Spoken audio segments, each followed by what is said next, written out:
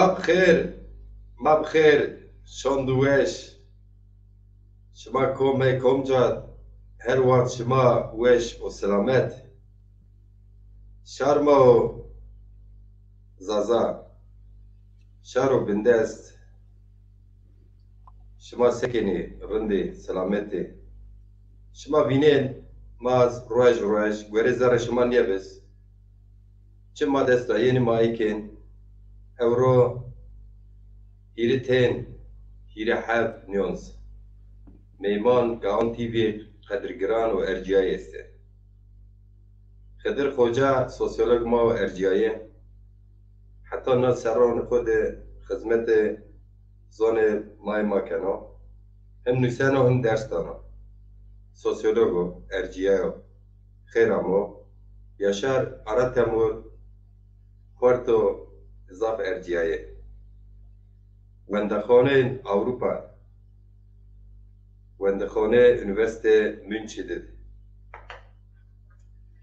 وندی خوکرو تمام ایرانولوگو زوشناسنو خیرامو چمان سرامو ایدمازی مسعود آسمین کسکین شار ازرگان و شاشنی بی اما خورده که سره بو اگر شاشنی بی یانزده سره بو او بیره وان کوچ کرده سه ماه بو غریب شورت شار او جادی بو انباز آلواز زوشناس دیان ای که ولاد خو زون خو سینه نه حسکنه دم رازی مرق دوم کرده اما او دومانه خوی قشککی دی دم زون مای خوشو زون شناس نو اوزی نا انوسته فرانکفورت دا او خو یوتنا دقیق جواب رسن و پروگرام ما نواش محس کرد سفته شماره یو ویدیو نشر بکه حتی مسعود آسمین کسکین خوجه ما زامه شما سرونه مای بون این ویدیو ما ده اون سبا تاریخ ما از شاش نیه بکی چیه میم استه سفته این استه از شما نشر بکره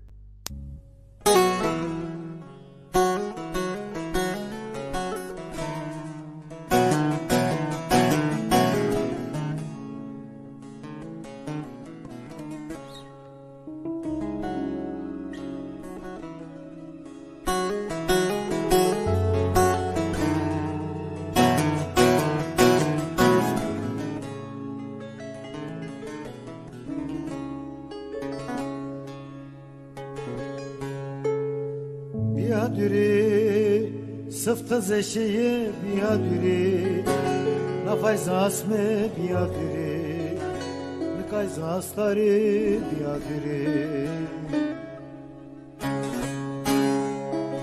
بیادری سفت زشیه بیادری نفایز اسمه بیادری نکایز استاری بیادری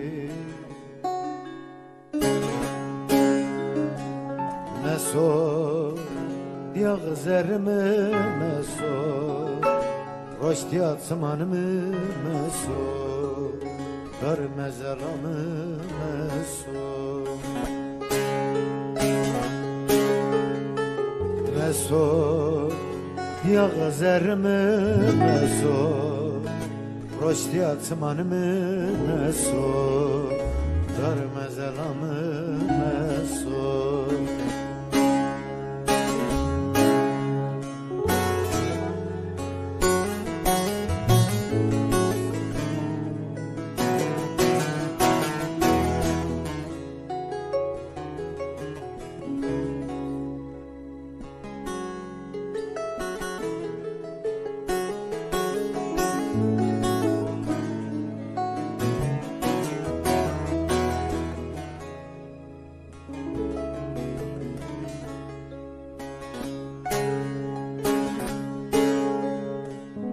پای مای سکتو آدرلی قیمونتو استار سودری اسمن آخرفتو آخرفتو در پای مای سکتو آدردلی قیمونتو آستار سودری اسمن قرفتو و خرفتو مسو دیاغ زرمه مسو رشدیات منمه مسو غرم زلمه مسو مسو دیاغ زرمه مسو رشدیات منمه مسو غرم زلمه مسو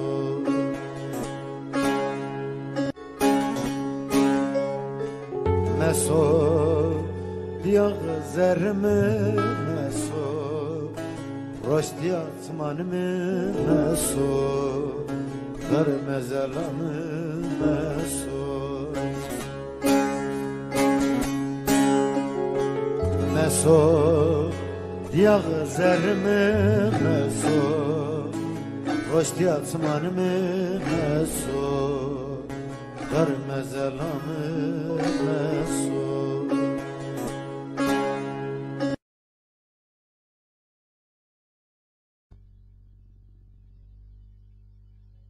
مسو دار غزلام مسو شمارين خيرام خضر hocam خيرام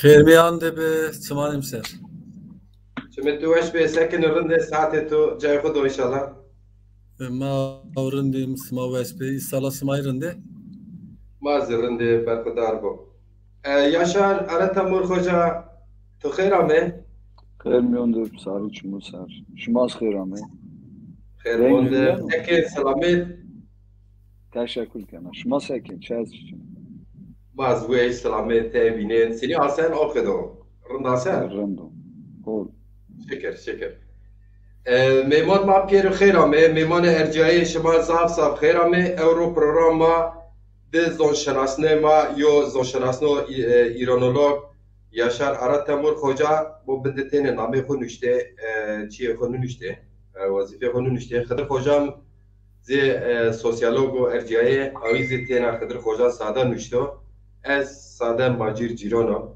مز ساده نشته شما پیر خیرامه پروگرام اورو سرو زون زازاکی لچه خو چانه پکی خو چیه زون شناسنه ما پرسکن ای جواب نی پرسوما دون سفته آخده ای پیزی سوسیولوگ ما حتون او چاقه ما خوجان ما گوشتاری کنو گوش نورو سر ای پیزی ایره حد پرسی ما سوا ملتی ما سوسیولوژی شارما زون ما اینکه وضعیتو مایته ایره حد پرس مازی جناب یره استه بنه صبر بکن پرسون خود سفته نپرسیده پروگرام واتونوگ ما هن دست پونج دقیقه ما مندی او چاق پرسون پرسین و پرسی ما مشوری جوار از وین از بد اکران یونس که بوونه خوجه ما پرسون شما جواب بکره اینا سفته پرو بین پروگرام اورو دی شکل شنوریاره یعنی پرس اگه از خوجان خو پرسن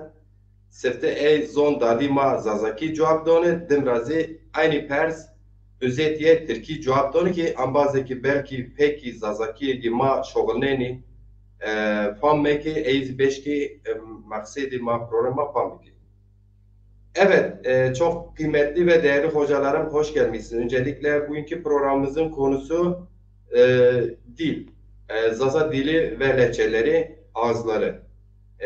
Bununla ilgili bugünkü programımız iki sayın değerli hocamız konuyla ilgili sorularıma cevap verecekler. Sayın Mesut Asmi Keskin Avrupa'da Frankfurt Üniversitesi'nde dil bilincimiz biraz sonra katılacak ve Münih Üniversitesi'nde gene Yaşar Aratemur hocamız İranolog dil bilimcisi olarak bu sorularıma cevap verecektir. Programın ikinci kısmında sosyolog Sayın Hıdri Eren hocam da Zaza sosyoloji üzerinde bir sosyolog gözüyle değerlendirmesini alacağız. 2-3 sorum da kendisine olacak, yöneteceğiz. Ve hep birlikte güzel bir program olacak inşallah. Siz değerli izleyiciler, sorularınızı ilk başta sormayınız lütfen. Çünkü sorular hem liste yukarı gider hem de konunun dağılmasına neden olur. Ben o soruları dikkate alsam bile sormam. Yani bizim hocaların yönetim soruları cevaplarken soru sorma soru içinde. Bunu bilmenizi isterim. Sorularınız varsa not tutun. Kaleminizi alın, not tutun. Programın son 15 dakikasında sorularınızı o zaman yazın ki ben de görebileyim, ekrana vereyim. Hocalarımız okur ya da ben okur, kendileri cevaplar sorularınızı. Evet. Şimdi Sayın Mesut Asmin Keskin az önce yazdı. Yoğun bir trafikte. Sanırım birkaç dakikada saniye içerisinde kendisi de programımıza katılacak. Kendisi programımızda katılmasıyla birlikte programı start alacak ama ben sanırım yine de Sayın Yaşar Aratemur'a, Sayın Mesut Hocama da soracağım soruyu önce yönelteyim, program beklemesi aynı zamanda. Görüşleriniz var mı bununla ilgili Sayın Hıdır Hocam ya da Yaşar Aratemur Hocam? Yok. Sayın Mesut gelmeden önce sorularımı yönelteyim mi? Ne dersiniz?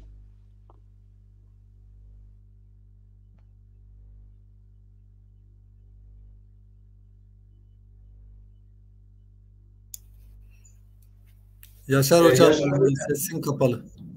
Yaşar Hoca sesinizi açın. Ha, ben dedim Heh. ki istiyorsanız Hıdır Hoca biraz anlatsın Zaza üzerine. Daha iyi olur. Böyle ders nasıl, Zazacan durumu nasıl, Türkiye'de ders veriliyor mu, verilmiyor mu? Yani zaten özel dersler veriliyor. Resmi bir şey yok. Veya resmi varsa nasıl gidiyor onlar hakkında. Olabilir. Hıdır Hocam bir giriş yapabilir. Ama programı ikinci bölümde Hıdır Hoca Şimdi zaten ben demek istediğim, şimdi aynı soruları hem şimdi Mesut geldiği zaman sorulması iyi değil. Ben diyorum bir Aynen. defa sorulsun. Herkes kim fikri nasılsa onu söylesin. Peki Hıdır Hocam bir şey demiyorsa bir kelime alayım çünkü Yok yani ben konuşabilirim, sıkıntı yok. peki o zaman Hıdır Hocam Mesut Asmin Keskin tarafıya biraz takılı kaldı. Bu sebeple yoksa sizden mi başlayalım önce? Yani Yaşar Hocam'ın dediği gibi eğer Türkiye'de Zazacan'ın durumuyla ilgili bir sorun var idiyse, yani sende öyle bir soru varsa soracağın, sonu beklemeye gerek yok. Onu şimdiden sorabilirsin. Ben o durumu anlattıktan sonra Mesut da gelmiş olur büyük ihtimalle. O zaman da dile dair diğer sorular sorulur. Yani Türkiye'de dilin var olduğu durum nedir? Dil şu anda ne durumdadır? Devlet nezdinde ne durumdadır? Zazalar nezdinde ne durumdadır? Okullarda ne durumdadır? Ona dair ben kendi bilgilerimi paylaşabilirim elbette. Sayın Hıdır Hocam, tam da Yaşar Hoca'nın bu soruyu Yaşar Hocam sormuş oldu. Evet. Önce özel bir Zazaca cevap verseniz, aynı soruya bir de Türkçe cevap verseniz güzel olur diye düşünüyorum. Rın Nika Sma Pirozani işte 2009'de raporanı UNESCO'ya ki küçük Anadolu'ya da zafı Jani Kerkaledir. Yani ame hatta merdani inan rajü ki Zazakiyo. Zazaki ki mabenini Juane ki Kerkaledir mabeni inan diyorum. Na UNESCO vata rapora xodey ki nusta. Nika mak Türkiye'de durumu Zazaki ro sekert Zazaki çahaldır o çedemdir o. Mak serket resmo dünyanın vecino ver ama nika vakto ki hükümeti zat kert ki işte na jubiyayna Avrupa'ra necdi bu. Hani Avrupa Birliği var ya. Ayra necdi bu. Ata ota kararı guruti. Kararı ki inun guruti bini kararan re peçke ne pro. Hani madde var ya peçke ne pro. Yani imza kerdi. Yi kararan de çi esti o nobi Kopenhag kriteri vani. Kriterane Kopenhag'ı göre vati ki gerek o herkes nizoneki resmi inan raber 110'andaki eğitim bu. 110'andaki vendenun üsteni bu. Yay ki kani mektebande izoni bumuşi.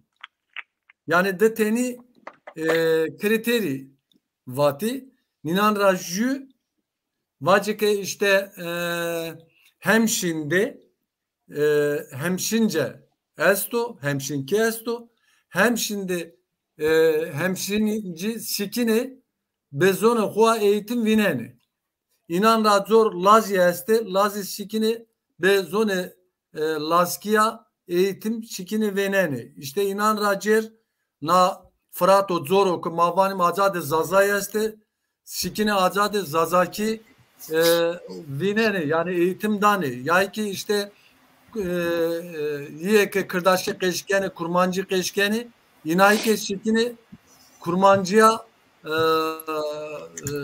dersundani mektebande o zon ben o zone eğitimi juna estavati jüke naike ne kene işte mektebande herkes jone bu musu tabi devlet Türkiye kararı hatta dediğini serda bak tamam ez mektebanı zonane binun kon işte Anadolu'da yaşayan diller ve lehçeler beni nameye azadı kampu vasan hiç dedi saati zona kova musu ayetero ders için tenir ders için tenir zaten ki kütse şan doğru mücadele bir kesti inayke kütse just sürüyan için yani bin pür esti sürüyan için at oranı yani daha hazır ders gücünde nokta ceriya daha hazır ders gücünde ranat mekteban kesu bu arzu şimdi de işte de saati zonu sen ama esto ki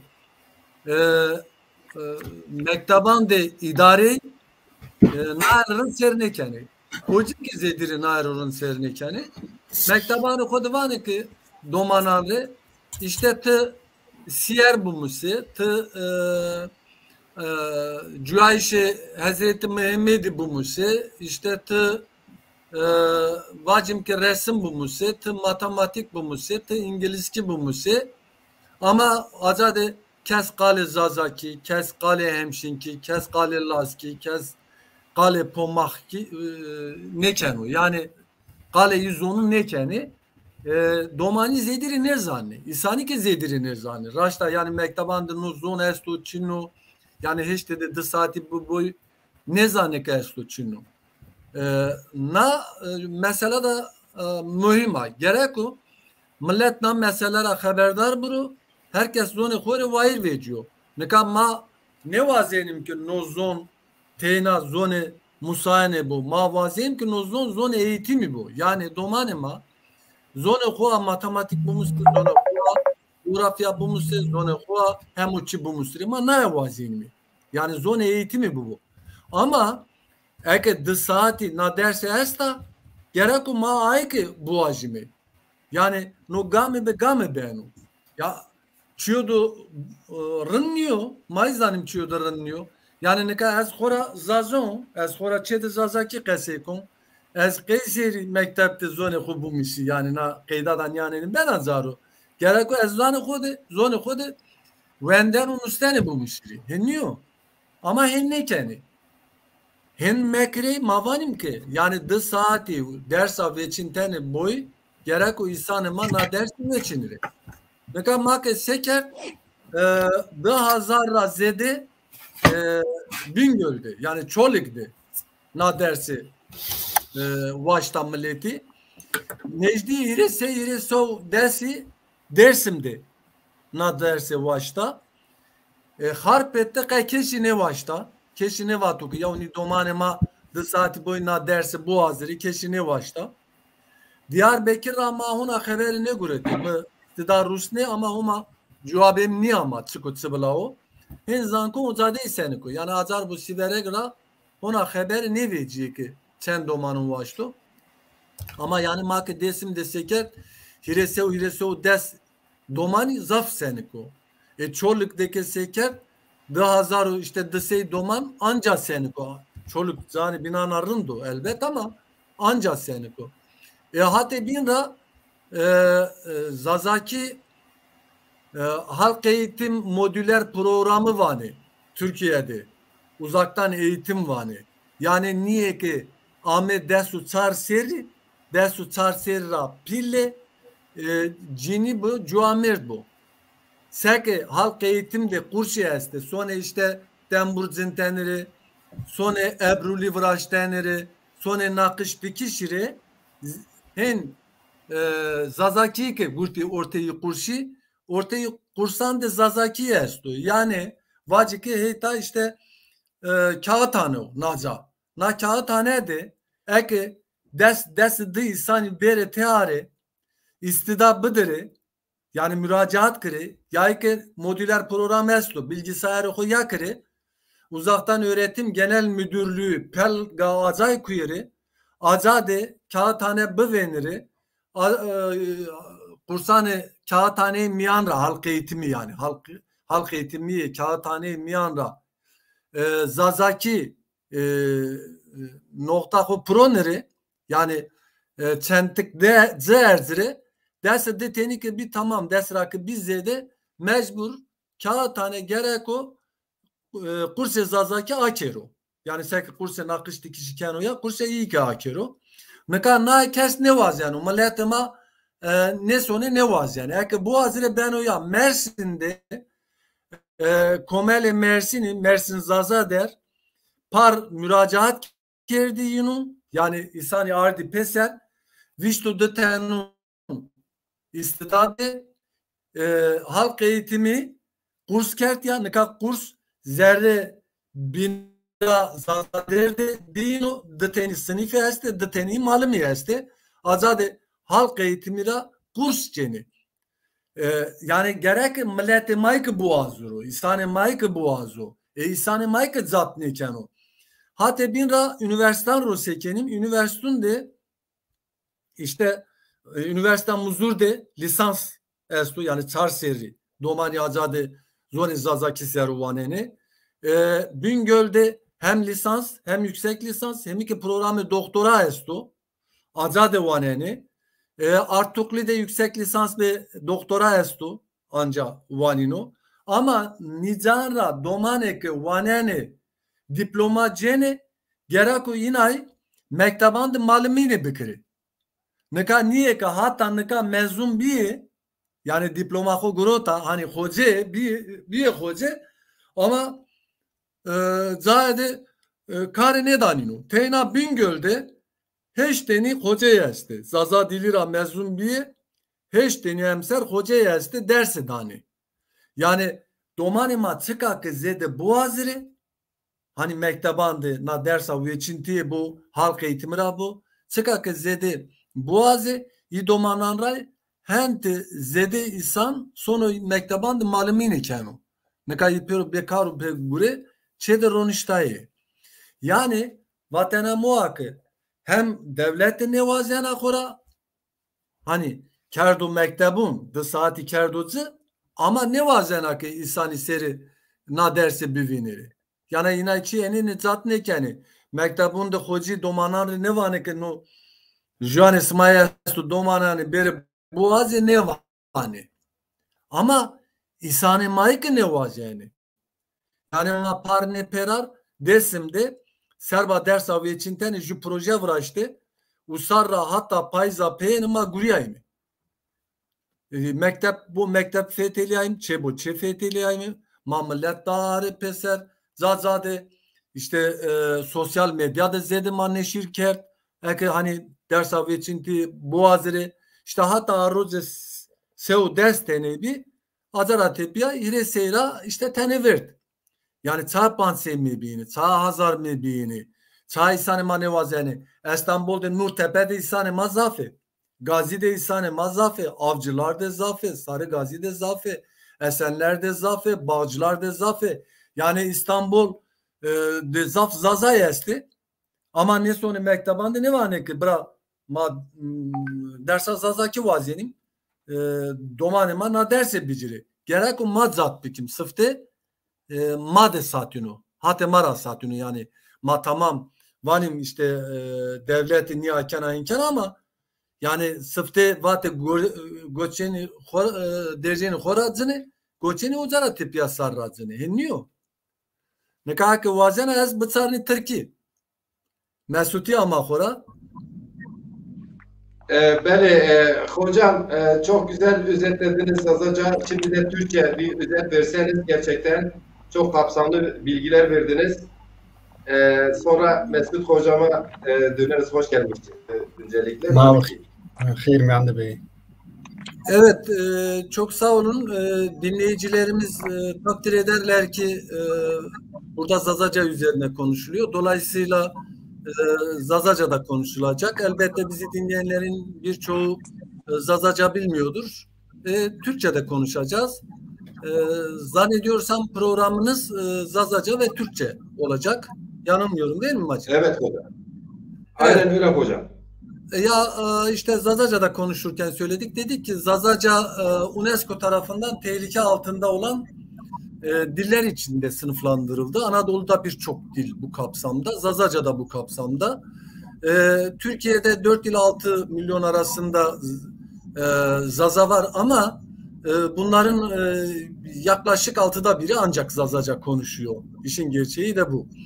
Devlet okullarında dedik ki devlet tarafından özellikle bu Avrupa Birliği'ne üyelik sürecinde Kopenhag kriterleri doğrultusunda sunulan iki şey vardı, iki öneri. Yani dünyadaki ülkelere daha doğrusu bu sorunu yaşayan ülkelere denilmişti ki bir yerel diller eğitim dili olsun, iki hiç olmazsa yerel diller öğretim dili olsun. Yani okullarda isteyenler kendi dilini öğrenebilsinler. Tabii Türkiye burada hemen ikinci maddenin üzerine atladı. İkinci maddeyi kendine aldı. Haftada 2 saat olmak üzere Anadolu'da yaşayan diller ve lehçeler diye seçmeli ders programı oluşturdu. Böyle bir program oluştu. Bizim talebimiz kendi dilimizde eğitim almaktı. Yani ister Zazalar, ister Hemşiniler, ister Çerkezler, Gürcüler, Lazlar, Pomaklar, Süryaniler, yani Anadolu'da aklımıza daha gelmeyen nice dil grupları var. Bunların tamamının kendi dillerinde eğitim görmesinden tarafız biz. Ama devlet ikinciyi seçti. Burada bize düşen bir şey vardı ki biz bu 2 saati de sahiplenmeliydik. Ama gördüğümüz şu, ne yazık ki sahiplenilmemiş. 2019'da biz Dersim'de bu seçmeli dersler içerisinde Zazaca'nın tercih edilebilmesi için bir proje oluşturmuştuk. Kapı kapı dolaştık, okul okul dolaştık. Gördük ki 2 şey var.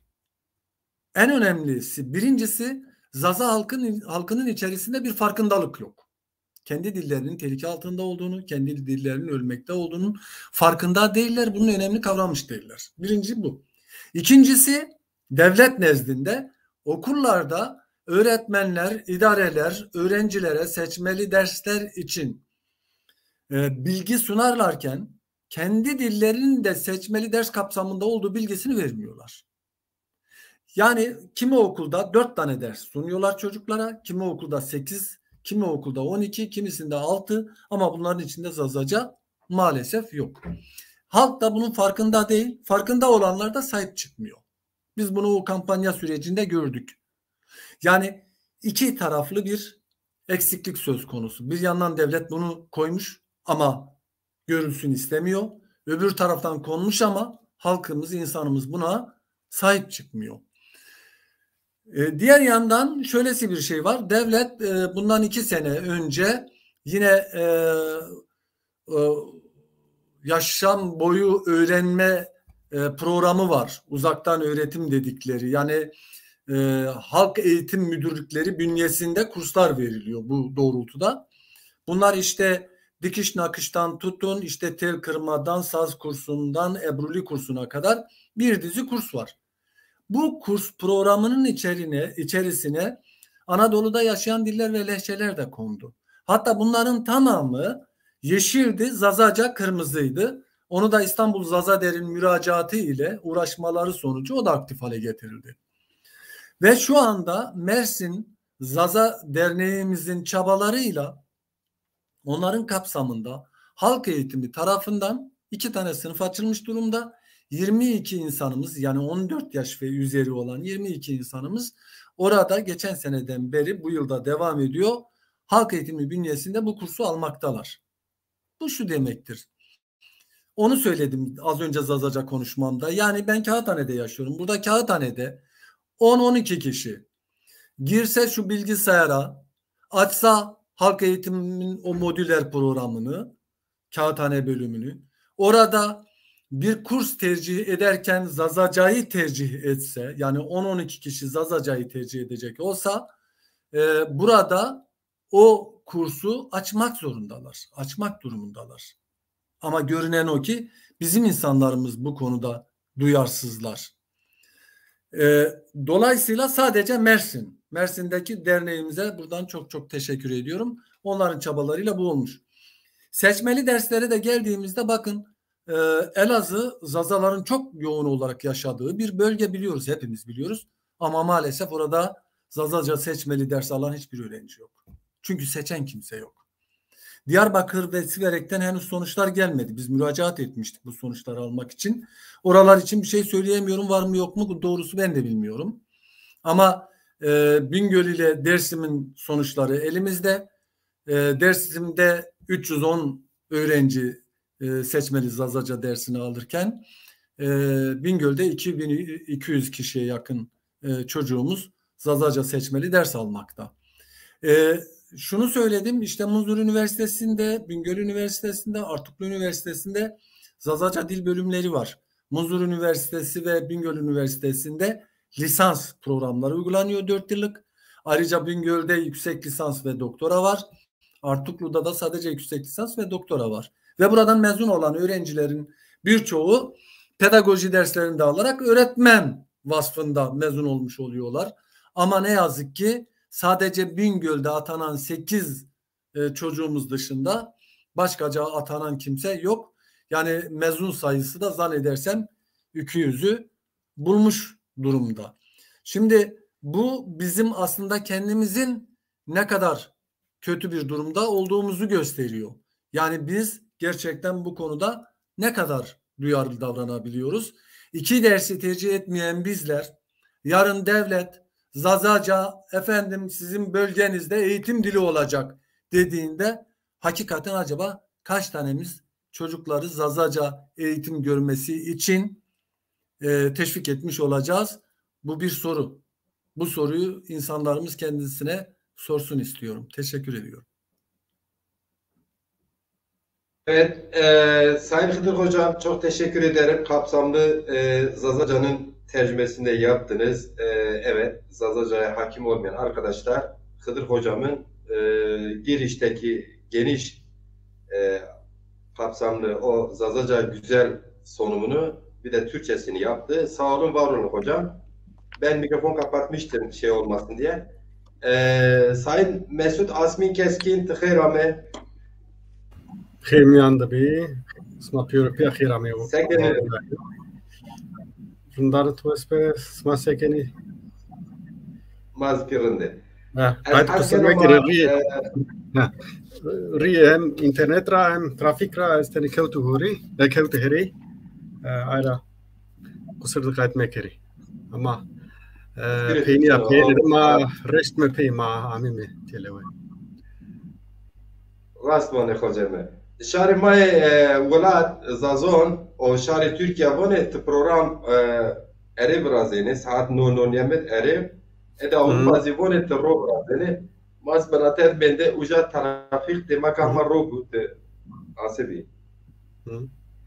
بله hocam از حس کن پرسا سفتین شما را پرسر لبرم حقیقتا میمون ما قدرگران اکه 50 جو کس هما سرکنو پیروزی علاقادر خود به سیاست یونس که زون زازاکیه یعنی پیرز قدرگرانه یعنی خوجای ارجیای زاف از که نبینیو بیو بده پروگرام ما کدیانو پیرز خیران شما. Hepiniz hoş gelmişsiniz sayın izleyiciler ve değerli hocalarım, konuklarım. Hepiniz Zaza diliyle alakalısınız, siyasetine alakalısınız, çok değerlisiniz. Hoş geldiniz, şeref verdiniz Kaan TV'nin ekranlarına. Evet, persevo az vazana bikiri. Eka evro yani roja ma az invono nizona galato se xadir hoca ma baje vajro. Yani gündem. Seri zone zazaki o lehçe koyu. Ez perseverin ez vazen ona persema zazakiya lebele şema zazaki cevap don aynı perses aynı hoca ama hak re ne de hocayı bin Türkiye zivon sehedir hoca ama özet yani kır cebikere rındano hoca yo vatera zon çiyo Mesut Asmin Oui. Adam hevara sıftı bir kelime. Yani zon yani senata insan ya hinvaji. Eve 10,000 belki 10,000 serra amu meydan amu veri. Nikas serina dinada roza euriyene de tahmin benu ki 6,000 zon esto. Piro ki vilki na dünyayı yani her zon Jü senata insanya, çünkü mordem teyna ki yani jü vasıte komünikasyonu niyo, teyna çiyo ki insan pe haber dano, jü bini haber dano millet teyna oniyo, mordem ki keutra dime, ki khori te kayıt kert, venen ki yani tede tarih esto, senata esta, kültür esto, itikat esto. Yani müzik esto خیلی چی مردم شکینو ببینو زونده نکا نو هته فلسفی کرا belki hete evki ilmi zonra o tasnif zaf yani qat'i niyo yani ma nevani mike de mordem ke jubin de kert sare ke jubin fam kert zono ke fam ne kert zon niyo o ki niyo labile o muhim o yani çünkü vazme ju mordem ke zazaki qese kert ke ibini Türkiye qese kert ke tekes yani ju zonu ibin ke nezant insan neşkino vazıkın zon ju zon qese keni ya ki tay zoneste ke jubin nazaf nezdi belki sera ponza, sera hauta jubinde keni tesare ama zon yani de zonu cay. Ayrıca vaneke yani no 6,000 zono ke serina dinad belki haut hazar ya ki 10,000 yani ay çünkü tay zonu da hona ayukniyor. Yani seni zonu izoni ki mordem jubinye. Seke mordem insanu de mordemiye akrabayine ke esta zonu de ki heniyor. İnsanu da vazme çey esti, familye esti, aşiri esti, yani ezbet esti, komi esti, zonu da ki çönen esto. Eke zon ke aydı ju grubu. Ama tay zonu kesti ke mordemi khud çineyi زی فکر ورته د من د واجمه یکی اندی ما نه زانم اما بار زازاکی ده yani ما زازاکی اورو هته تاریخ را زازاکی zaf yani kaimu biliyor çünkü zazaki ze çevres zonu bini zonu de İrankiyo tay albaz hona tam ne soneser ya ki yok keni İran jene Farski ra giredani ya ki İran ra giredani no İran o zono İran ki yok yani İrani dil grubu evet Türkiye ki vani me ju gruba Că benu beca pe ju carte era sma musni, sma na carte beca programane mai binura zane.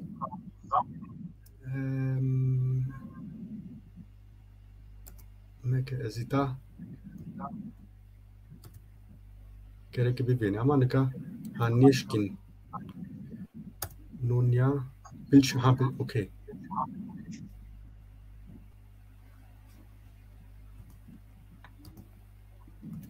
Neka çi aseno? Niye hoca Çin'e sana tamam Ahmet az bir yere cevap tamam. Ha tamam. Neka mouse aseno tira meri Tamam. aseno. Asen. Ya. Neka zone İranki euro en zor smavienene iyi çevres zonra tay este. Na garte no tabloyu profesörüme Yostipertio. İşte Proto-Indo-Iranian ravin teni bio kılmek, kayıt kusırmak yerine cerki Proto-Hint Avrupa esto. Yani euro vazme zor rasifte kelime. Zazaki taiz onanı binu de euro mordemici bini. Vazme Goranki Caspian dialect yani iyi ki Dengiz-i Xezer'de zime İran'da yani Kuzey İran'da uzak seybeni ze talişi mazenderani sangsari juki South Tati esto nera South Tati ki Azerkiyo kan ikvane yani no Azeri Türkçesi niyo ka alakaçina Azeri yo ki Zafer Milleto Azeri ki hona ki Türk niamo Türk kerdene ora ravizonu hobiyo nozon hona keseybeno South Tati yani Tati veroji vani heti gramer ra kizazakira heti kokra zafnej diyor sayke movayta talişi zonu binik mi mordi ama balochiu köreş yani kurkiki esto no Tati odapi no Tati Farski ranej diyor Tatiye zmeyo nadan Tati Farski dari Taciki asıl ser juzone ni pyro Rozavaniye ye Gherbiye Batı İran'ı ni bini Roza Kevtene yani ye şerqi ye Doğu İran'ı Türkiye'de vani ni heti kokra tenna jibina nejdi zazaki partki rahti tarih ra nejdiyo ama tam Laze partki niyo ya ki çana partki niya ama partki ra kayır zono ke zazakira zaf nejdiyo yani insan şikino direkt zazakira giredo çino ama partkira heti tarihra tevr nejdi partkiyo pehlevki ya ki farskiyo verten yani farskiyo ke devre İslamira rave deseydiyo uyo nik partkira zaf nejdi bi ora rave metki ki tabi nejdi bi ama maddeste direkt yani düşte direkt metkira eukonuste Çino vesika nuştiye Çina ni piyoro ki Northwest Iranian yani Türkiye Kuzey Batı İrani zime Rozavani piyoro ki unca West Iranian yani İranki Gherbiya ki İranki Rozavani no piyoro ora rave ki sono İrankiyo tevr veren proto İrani İdan sma serre vieneni vazme serra hazarine de ida yani serra hazarine ya ki insan şkino vazuke devri İslam ratepia ita dısei İsayra rave ita ponse ponzas İsayra rave o tav farskiyo kan Persepolis'te yani name Aurora tehti Cemşidi uza ebe hieroglifu amonuştene kerrane gırsura hirezonute yani Farski Babilonki u Elamki. Yani Hirizoni Padişah Dariush Dara Dara'yla yani amonuştene iyi donuştene. Yani no tenina Proto-Iranian mava yani İranki Teurkan no tenina sono Proto-Indo-Iranian Euro ni zone binik esti yani Proto-Indo-Aryan Hint arı dilleri Türkiye'de vani no sonra Sanskrit amonuştene Sanskrit u Veda ni zonuraki Euro zonike manasken mi mazanime Singala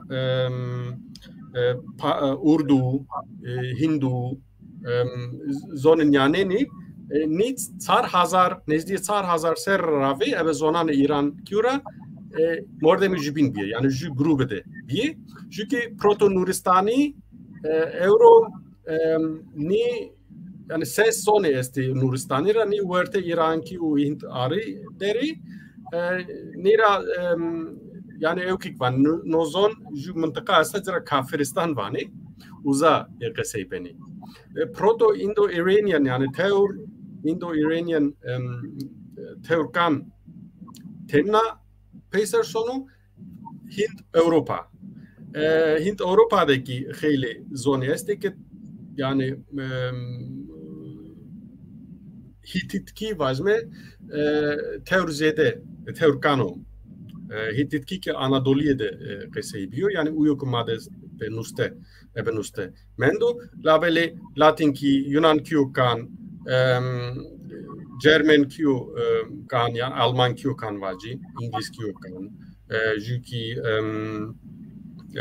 Toharki ki esto o grubede zaf grubede yani grubade bina Toharki endi tsvahto keseyne beno Keltki esto İrlanda uzao do hona zaf senik millet kesey beno kesey kenu ama birme ita unca yani koke zazaki hatta 10,000 ser reseno ninusero hem me yani zonan İran ki sero kokazaki sero da hazaru beso dedine sempozyume zazaki üniversite Bingol'de üniversite Çolik'te musero keseker Yaşar Hoca ki kokazaki hatta zonan Hint Avrupa bert uzaki eki sero teknikkert peskeskert ma ökte ju kitapdaki veja sempozyum kitabı da sma şkine uzabuane ya ki akademiya edu de mehalema esti yani kokoho her çıkaki zazaki zaf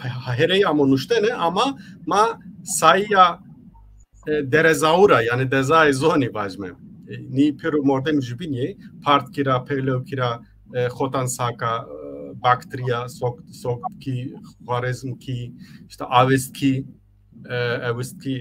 Farski ukan, mi pioro amenuştene, ma sayya ninu razanime ki yani zazaki ki verte nizonu de ta vaktu verende estbiyo labeli ne amenuştene yani o süre vazmen leve partkideki zazaki kesebiyo o süre eve o siklu semale ho partkira zaf nezdibi yani maşkime nay vazme yani ta hatta 10,000 serapene koke zazaki sono çünkü hetitkira na zonan kanura vazme farski ukan avestki sanskrit yunanki ukan zon şnasi yani alimi zoni ju proto Hint Avrupaki vrasto yani reconstruction İngilizce divane yani Reyna vrasto yani ebe tahmin vazme falan kese naira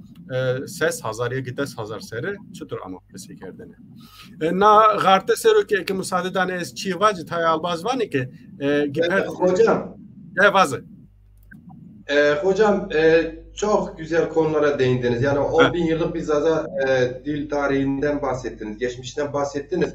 Bunu bir de özetlerseniz Türkçe. Çünkü yoksa biz programı aslında 4-5 program planlamamız gerekiyor. Yani en büyük yani kendi başına bir program. Evet. Yani elbette ben maalesef son zamanlarda da dahi insanlar şey konusunda hala ellerinde kanıt olmamasına rağmen Zazaca üzerine belirli bir bilgiye sahip değiller. Halbuki Türkiye'de de artık yazıldı bayağı, yani kitaplar, şeyler var en azından, yani Yaşar Hoca, benim, Zülfü Hoca'nın veya diğer hocaların da bu konuda bilimsel makaleleri olmasına rağmen tabii insanların çoğu bu makalelere ulaşmayabilir. Dediğim, yani bugün Zazaca'nın ait olduğu 40 küsür İrani dil bugün. Bunlar her biri birbirine akraba. Kimileri daha yakın, yani burada gördüğünüz gibi, kimileri daha uzaktan. Biri diğerin lehçesi değil, yani hiçbirisi, yani diyelim ki Farsçanın kökü Farsçada değil, her birinin kökü eski Proto-İrani. Burada da dediğim gibi özetlersek, yani Zazaca'yı köken olarak Proto-Hint Avrupa'ya kadar geri götürürsek 10.000 yıl kadar, yani 6.000 ile 10.000 yıl arası tarihini görebiliyoruz. Her ne kadar Zazaca geç yazılmış bir dil olsa da yazılan dillerin sayesinde, işte eski Orta ve eski İrani dillerin sayesinde, Partça, Pehlevice veya eski Farsça, Avesta dili veya Sanskrit dili de dahil ve daha geri gidersek Hititçe, eski Yunanca, Latince gibi dillerle karşılaştığında orada da Zazaca'nın ait olduğu belirli bir kökü görebiliyoruz. Yani mutlaka Zazaca'da ya da Zazaca'nın ana veya ata dilleri de o zaman da bir şekilde ağız mıdır, dil midir, lehçe midir bir şekilde konuşulmuş. Fakat yani bunu yapmak, tespit etmek mümkün. Her ne kadar bu sadece Zazaca için değil, bütün bu 40 küsür İrani dilleri için mümkün. Ve diyebiliriz ki Zazaca'nın en azından 100 yıldan beri dil bilimde o şekilde biliniyor. 100 yıldan daha önce de belirli dil bilimciler bu konuda olduğu 120 yıl önce Zazaca'nın dil olduğuna dair, mesela Friedrich Karl Andreas gibi İranolog, ama hani ellerinde yoktu ya da bir çalışması varsa da biz bilmiyoruz. İlk bunu Oskaman ve Karl Hadank'ın çalışmasıyla kabul oluyor. Yani ne Kürtçenin ne de başka bir İrani dilin lehçesi olduğunu. Yani bu yeri bu şekilde sabit. Yani bu sadece bir harita, ama bu harita de olabilir. Hani eksikliği de de olabilir. Önemli olan haritadan ziyade bunun üzerine yazılmış eserler, kitaplar, hani saydığım gibi Oskaman, Karl Hadank, Ludwig Paul, Zülfü Selcan, Jost Gippert, işte Agnes Korn, Garnik Asatryan ve diğer bendeniz veya Yaşar Hoca'yı da sayacak olursak veya İlyas Arslan gibi arkadaşlarımızla sayacak olursak, bunların yani bugüne kadar gelen araştırmalara bilgi edinilen, onlardan oluşturulan böyle bir kart. Yani farklı kartlar var, insanlar yapabilir. Burada da demek lazım, yani Kürtçe burada sanıldığı gibi güneybatı değil, kuzeybatı İran'dan. Yani bu haritayı çok iyi, belki eksiklik ya da olabilir ama çok iyi bakıldığında Kürtçenin de dahi buradan kuzeybatı İran dil olarak tasnif edildiği, sınıflandırıldığı ama çok erken ayrılmış olmalı ve Farsça ile de bayağı bir akrabalı, yani akrabalı derken özellikleri var. Bunu farklı tabelalardan görebiliriz. Ama şimdilik diyelim ki burada bir ara vereyim ben. Bu alabiliriz. Tabloyu geri alalım. Tabloyu geri alabiliriz. Üzerine ağızlar Zazaca, burada galiba soru var. Soru sonra geçelim, yoksa şimdiden mi? Sonra da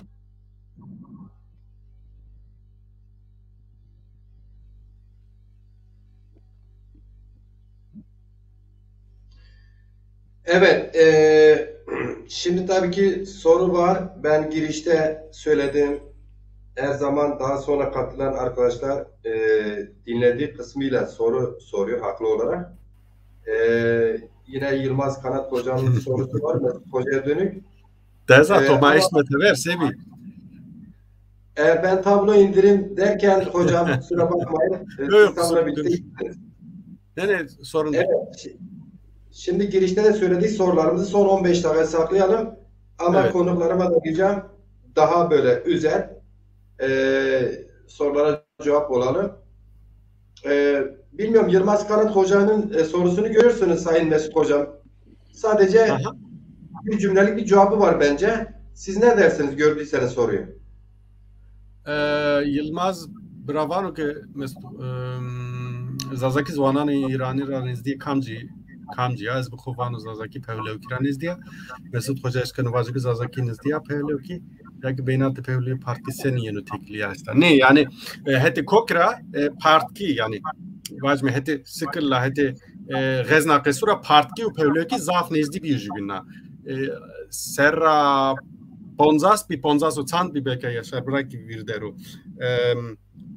Henning bir azvaj ispat kert ki ki o partki raşt juzon niye yani partki lehçe pahalevki niyo farkı mühim esti vertede. Euro ma sime euroyra ki kayıt kerime vieneme mare rahato belki o süre inura tam zelal ne biyo na mesela ama Zazaki heti kokra pehlevkira ne partkira tenna nezdiya yani vajme hire mavame euro hire no partkideki hire biyo pehlevki up farski up kurda kırtaski ya ki kurtkideki euro se vani hire ra vajme ya ki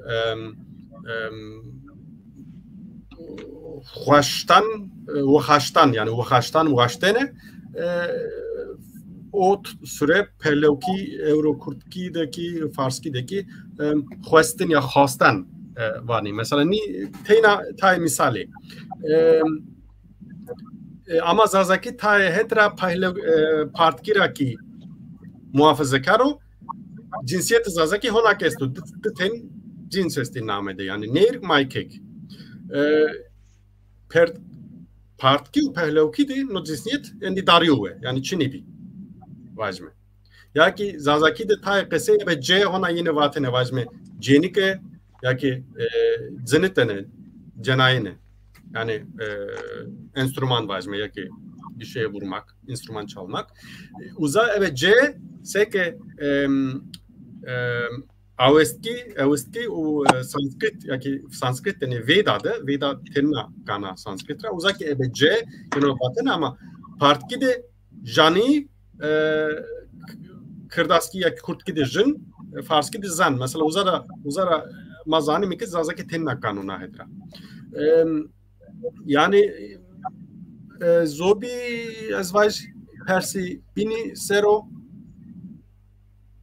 juna persmedi vaz ju albaz vattik ju jenika Fransız zonzano vat kurmancı Zazakira kurfios hire hazar serra rave navatene ser Mesut Hoca savano yani maneşkma vazme çan hazar serra rave Kırdaski ya ki Kurtki Zazaki jubina kurfiye teyna Zazaki Kurtkiniyor yani modem seke mi karte de musna uzaz onu bini kesti yani tay albaz naheta kenik saike Kurtkira keil Zazakira zono bin nejdiniyor no galeto seke mava farski ki tay hedra nejdiyor ama zonike zime İran'da yeni kesey kendine tatiye veroji Talişi, Mazenderani, Sengsari, uzonu bini, Niki nejdi.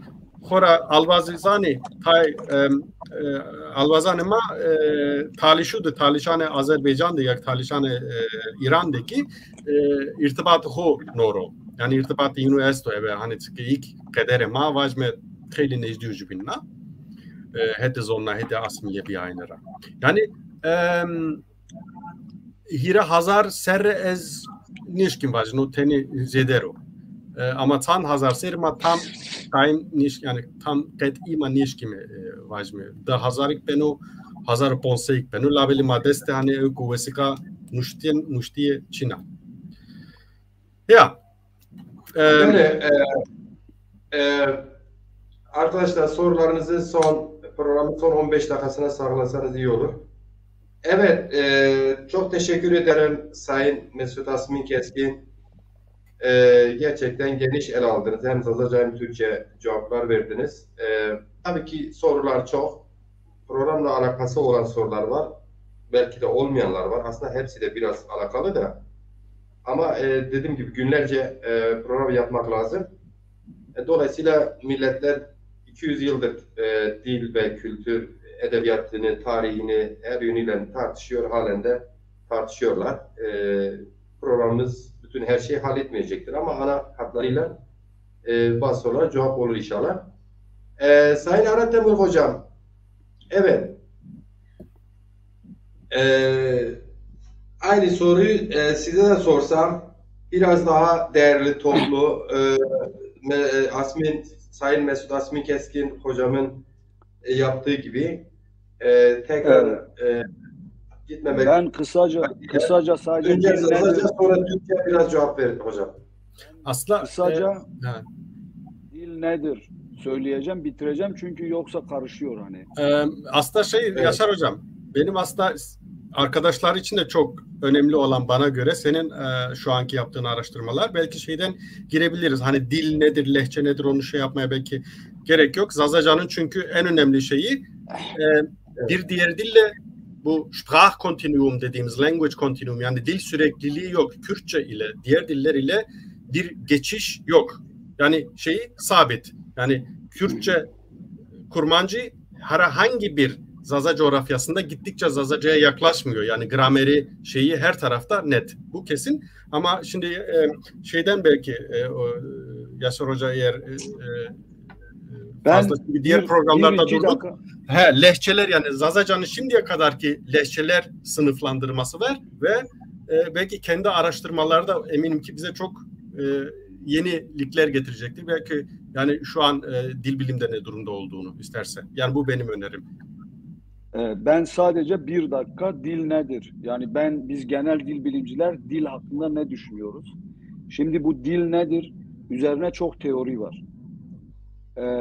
Dil biyolojik bir sistem olabilir. Biz genelde şu an kognitif bir sistem diyoruz. Yani bilişsel Türkçe diyorlar. Dil sadece bizim insanların konuştuğu bir şey değil. Şimdi kompütör dilleri de var. Yani insanlar yapıyor o dili. Kompütör dili diyoruz. Sonra mesela hayvanların da dili var. Mesela örneğin arıların dili dansla iletişim kuruyorlar. Yani dil çok kompleks, çok karmaşık bir sistemdir. Biz insanlar yani 100 bin sene, 200 bin sene, 300 bin sene mutlaka bir başlangıcı vardır. Ama bunun başlangıcı nerededir biz bilmiyoruz. Buna bir cevap yok dil biliminde şu ana kadar. Benim doktora yani Almanca doktor Fatih diyorlar. Yani doktora babası. Yanında doktora yaptığım profesör öyle diyorlar. O mesela öyle düşünüyordu. Mutlaka bir başlangıcı var. Ama başlangıçta nasıl başlamış onun hakkında hiç kimse bir şey bilmiyor. Şu anki dil tarihi 5-6 bin, 7 bin senelik bir yazılı tarih var. Yani ondan ileriye gidemiyoruz. Yani dil nedir? Ben buna cevap veremem. Yani insan neden konuşuyor? Ona bile kimse cevap bulamıyor şu ana kadar. Yani ben bu kadar söylüyorum. Ezazakiz vacı. Yani zun çiyo zun sera manişken yani ma zun şinas manişken cevap dedi. Yani o cevabı in için yok. Yani ma tena insun yani merdim kalnikeni kısenikeni hayvaniz yani kısekeni. Mesela hing yani miyase hing bin aiz benate hude yani yo sistem es kalkeni yani. Yani eziyad nişkene kalbi ki yani ben burada bitireyim çünkü dil nedir sadece ona cevap vereyim yoksa böyle çok konuşursa bence şey oluyor böyle dağılıyor yani İrani diller konusunda Mesut Hoca söyledi ben fazla girmeyeyim çünkü çok uzamasın az konuşursak bence daha iyi yani dile nedir hiç kimse yani dünyanın en ünlü dil bilimcisi bile yani cevap veremez yani. Ben onu söylemek istiyorum sadece. Yani biliyor. Ama hocam ben sonu az devam kar. Ne devam bikeze ke muva yani te gurenayse khabat khosar kishkinichi vaji mazede tesekertik ya vazeni ya cevap yani kar gure khosara cevap bidi. Kerem ke. Kerem hocam. Yani müva belge makuen lehçen o vakit az kalken yani lehçe zazaki serafa az o jara işkene devam ki yani az iki nuvazana zerre ma abun er kalbeki yani mazazaki sekeni mazazaki seni dokümansiyon keni Mazazaki seni muhafaza kendi. Mahaya sera kalbi. İki zon ironiyonu yani İranoloji de zivan şansı de cay zazaki zaten belli yok. Yani ne sera zaten yok makale nüş Mesut Hoca zavun makale mi az nuzun din ne de meşaut bizciri. İki nezdira neş veciano yani Avusturya'da üniversite mera perse vate eşkeni bünüz mizadaki sera makale nüş mevcud her çi fikir ku vato yani. Veciyasa çap bize ma inşallah çarmen Türkiye ma Türkiye'de yani. Ekşima Hocam mesela eşkena tabii hocam eşken etiyara dest bekliyor ama bazı bu zazaki Bonzaza coğrafyası bir bütün olarak Kürtlerle çevrilidir ve devamında bir baş arkadaş da paralel diyor ki yani Zazaki Kürtçenin bir lehçesi değil midir? Bu konuda zaten fikriniz net de bir cümleyle bir cevap verseniz. Şimdi şimdi Türkiye'de çok büyük bir sorun var. Ben Türkçe konuşayım. Şimdi Zazaca konuşuyorum. Belki bilmiyorum. Şimdi soran Kürt müdür, Tamam. Türk müdür, nedir bilmiyorum. Ben Türkçe Tabii. konuşayım. Şimdi Tamam hocam. önce dil nedir? Dil. Lehçe nedir? Onu bizim bilmemiz lazım. Yani bizim Zazaca'da lehçe diye bir kelime yok. Mesela Zazaca'da gerçek yok. Ben bunu doktoramda da yazdım. Yani diyorlar mesela Ludwig Paul yazmıştı, bilmem bazı sosyologlar yazmış, bu Kürtlerle ortak çalışanlar.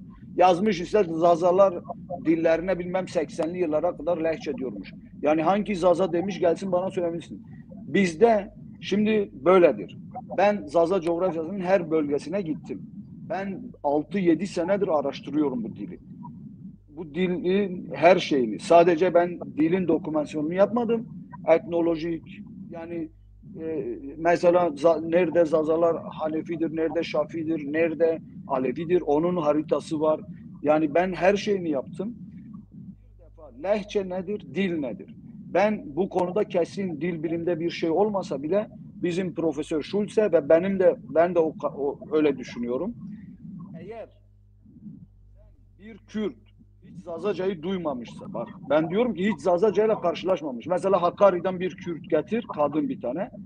Ondan sonra Bingöl'den bir yaşlı kadın yan yana getireceksin. Eğer onlar anlaşırsa önce ben diyeceğim ki Zazaca lehçedir, ben Kürt'üm diyeceğim. İkinci bir sefer bu Kürt kelimesi yani kurmancıların hiçbiri kendine Kürt demiyor. Yani bu Kürt kelimesi Orta Farsça'da ilk ben Orta Farsça metinlerde gördüm bir kelime. Ve bu kelimenin tam anlamı ne bilmiyoruz.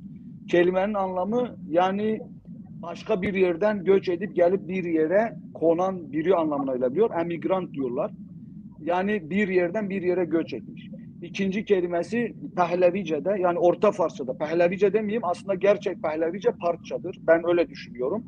Yani şimdi yanlışlıkla İran'da Orta Farsça'ya Pehlevice diyorlar. Yani bir yanlışlık var onun hakkında.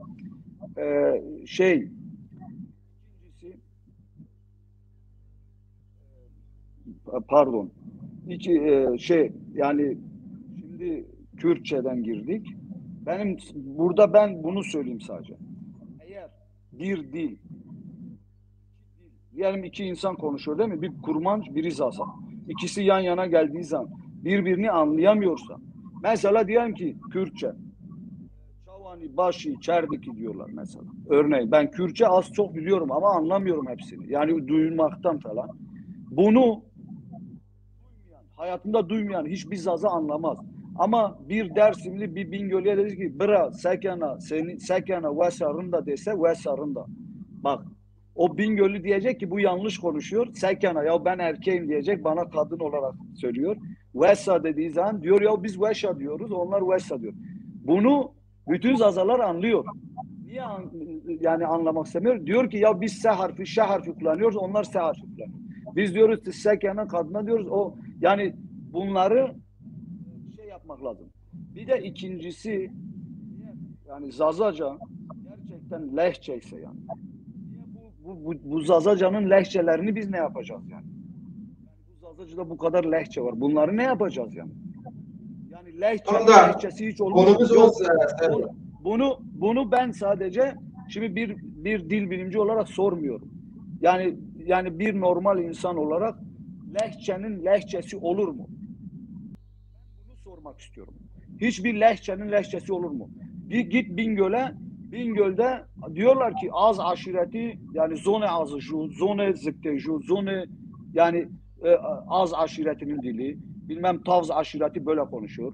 Bilmem Dersimman aşireti böyle konuşuyor. Dersim'de de var. Mesela Dersim'de de diyor. Dersimmanlılar böyle konuşuyor. Lolanlılar böyle konuşuyor. Yani bunlar lehçe ayrımı yapıyor. Zazaca'da lehçe yok. Zazaca'da dil diyor. Benim babam diyordu zonma. Dersimler diye zonema. Yani Zazaca'da zon demek.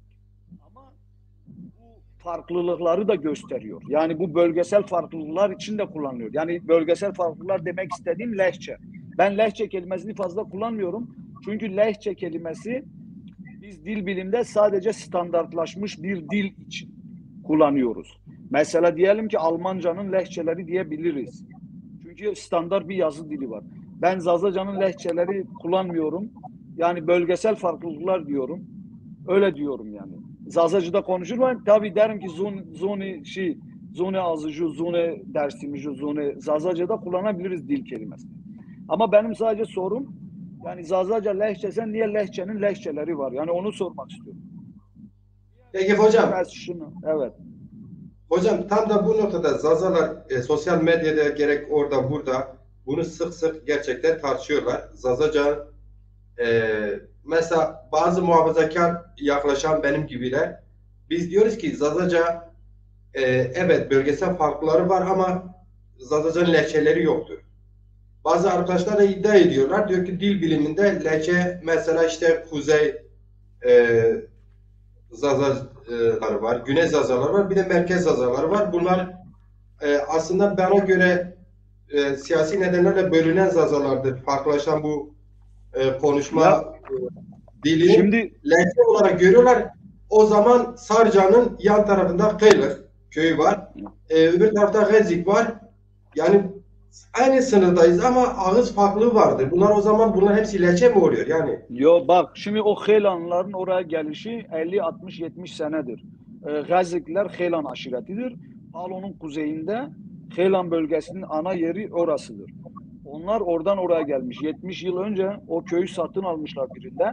Yani Mavacı, Zazakimula, Maşivare. Bunlar Vare'ye gidiyormuş. Şimdi Zazalarda göçebe bir hayat yok Zazaların genelde. Yani Bingöl çevresinde Dersimler'de benim bildiğim kadarıyla başka köye gidiyorlarmış. Gidip gelmeler varmış. O hayvan besleme orada belki daha çoktu. Ama Bingöl bölgesi tarımda. Yani Bingöl, Deşke, Çolik diyorlar. Deşke, Diyarbakır. O bölgede bizim her aşiretin bir bölgesi var. Bir bölgesi var ve ben bunu haritalarda gösterdim. 1500 tane kart yaptım. Şimdi bunu söyleyen arkadaş eğer dil bilimci olursa ben onunla tartışırım. Ben 6-7 senelik çalışmam var. Ben bunu haritalandırdım. Yani haritalarda Zazaca'nın farklılıkları yani lehçe diyelim. Hadi halk diliyle lehçe kelimesini kullanalım. Ben bunu haritalandırdım. Mesela Zazaca'nın seslerde haritaları var bende. Ses üzerine. 500, 600, 700 tane harita var. Mesela biz diyoruz Dersim'de non diyorlar. Veya manga diyorlar bazıları. Veya nun diyor. Mesela punç alalım. Punç'daki baştaki P. Biz diyoruz. Dersimler yani oradaki P farklı. Yaşar bu hocam. Lehçe ayrımıdır. Bunun için bir kart yapılıyor.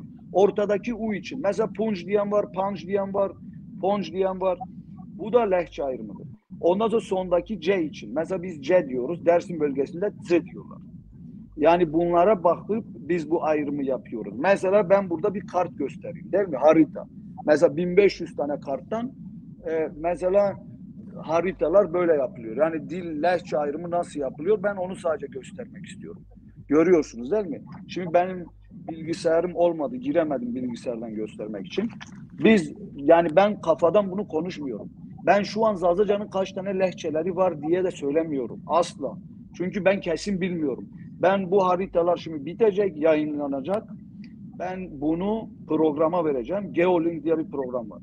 O program bana diyecek ki bu bölgede mesela mavi renk, yeşil renkle %80 ortalığı var. Mesela sarı renkle bu renk yani o lehçelere karar verecek. Ben vermeyeceğim. Yani birkaç milyon euro harcanıp yapılmış bir program var. Geolink yani istatistik, matematikçilerle dil bilimciler tarafından. Yani Zazaca başka bir soru varsa ben anlatayım. Yani ben çalışmam bitti sayılır.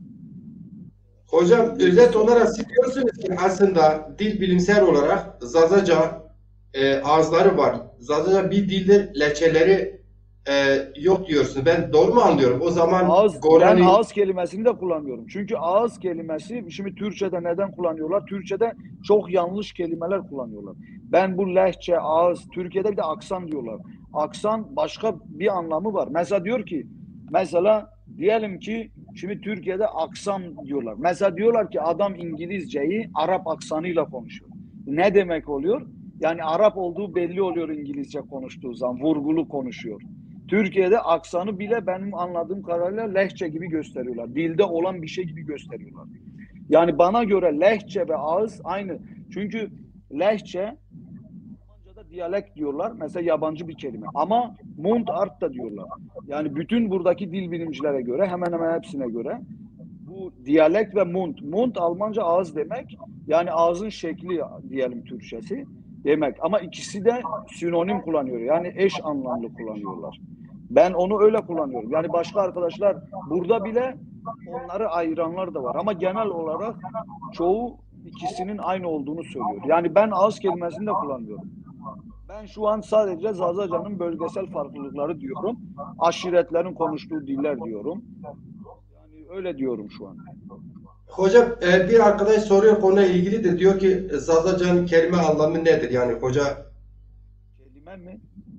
açıklaması nedir yani açıklaması? Bazıları diyor ki ya ziya falan yani bu konuda bir fikrin var mı?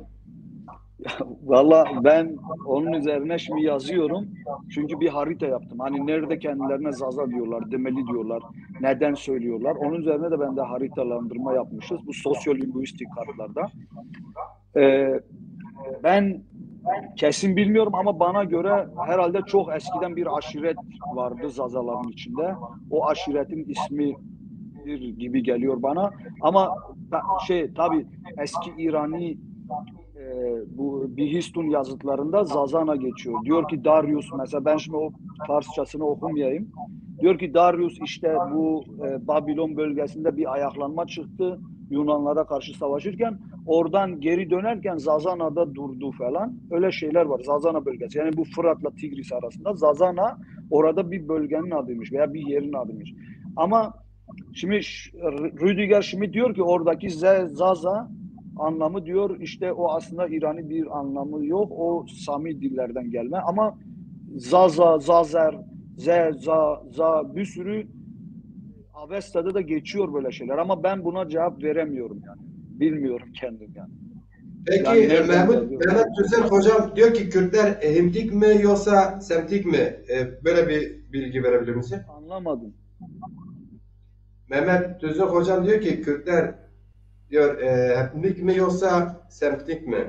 Sind Sie, Yaşar, meint wahrscheinlich Almanca söyleyeyim de, sind Sie hamitisch oder semitisch? Es gibt ja diese hamito-semitische Sprachgruppe. Türkçe'de galiba öyle bir şey yok yani Sami yok. Dili, yani alakası yok aslında yani alakası Sami yok. Diller, O Sami dillerle bizim alakamız yok yani. Ya. Biz onlar yani şimdi bu dil tarihine girersek yani ben dünyada hani hep diyorlar ya tek dil. Ben ilk diller ortaya çıktığında ben tek dilden geldiğine inanmıyorum yani. Bence ayrı ayrı diller vardı en başta. Ben hatta tek insan başta olduğunu da ben inanmıyorum. Ayrı ayrı insanlara. Yani ben şimdi diyorlar Hazreti Adem'in 100.000 yıllık tarihi var yani Hazreti Adem'in bugünkü insanın babasının hani şimdi öyle diyelim. Yani çok bilmediğimiz şeyler üzerine ben pek konuşmayı sevmiyorum.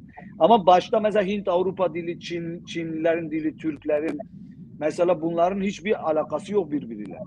Yani akraba olsaydı mutlaka bir yerde mesela ben 2500-3000 sene önce kullanılan kelimeler bugün Zazaca'da kalmışsa, diğer dillerde kaybolmuşsa yani dilde mutlaka bir şey kalıyor.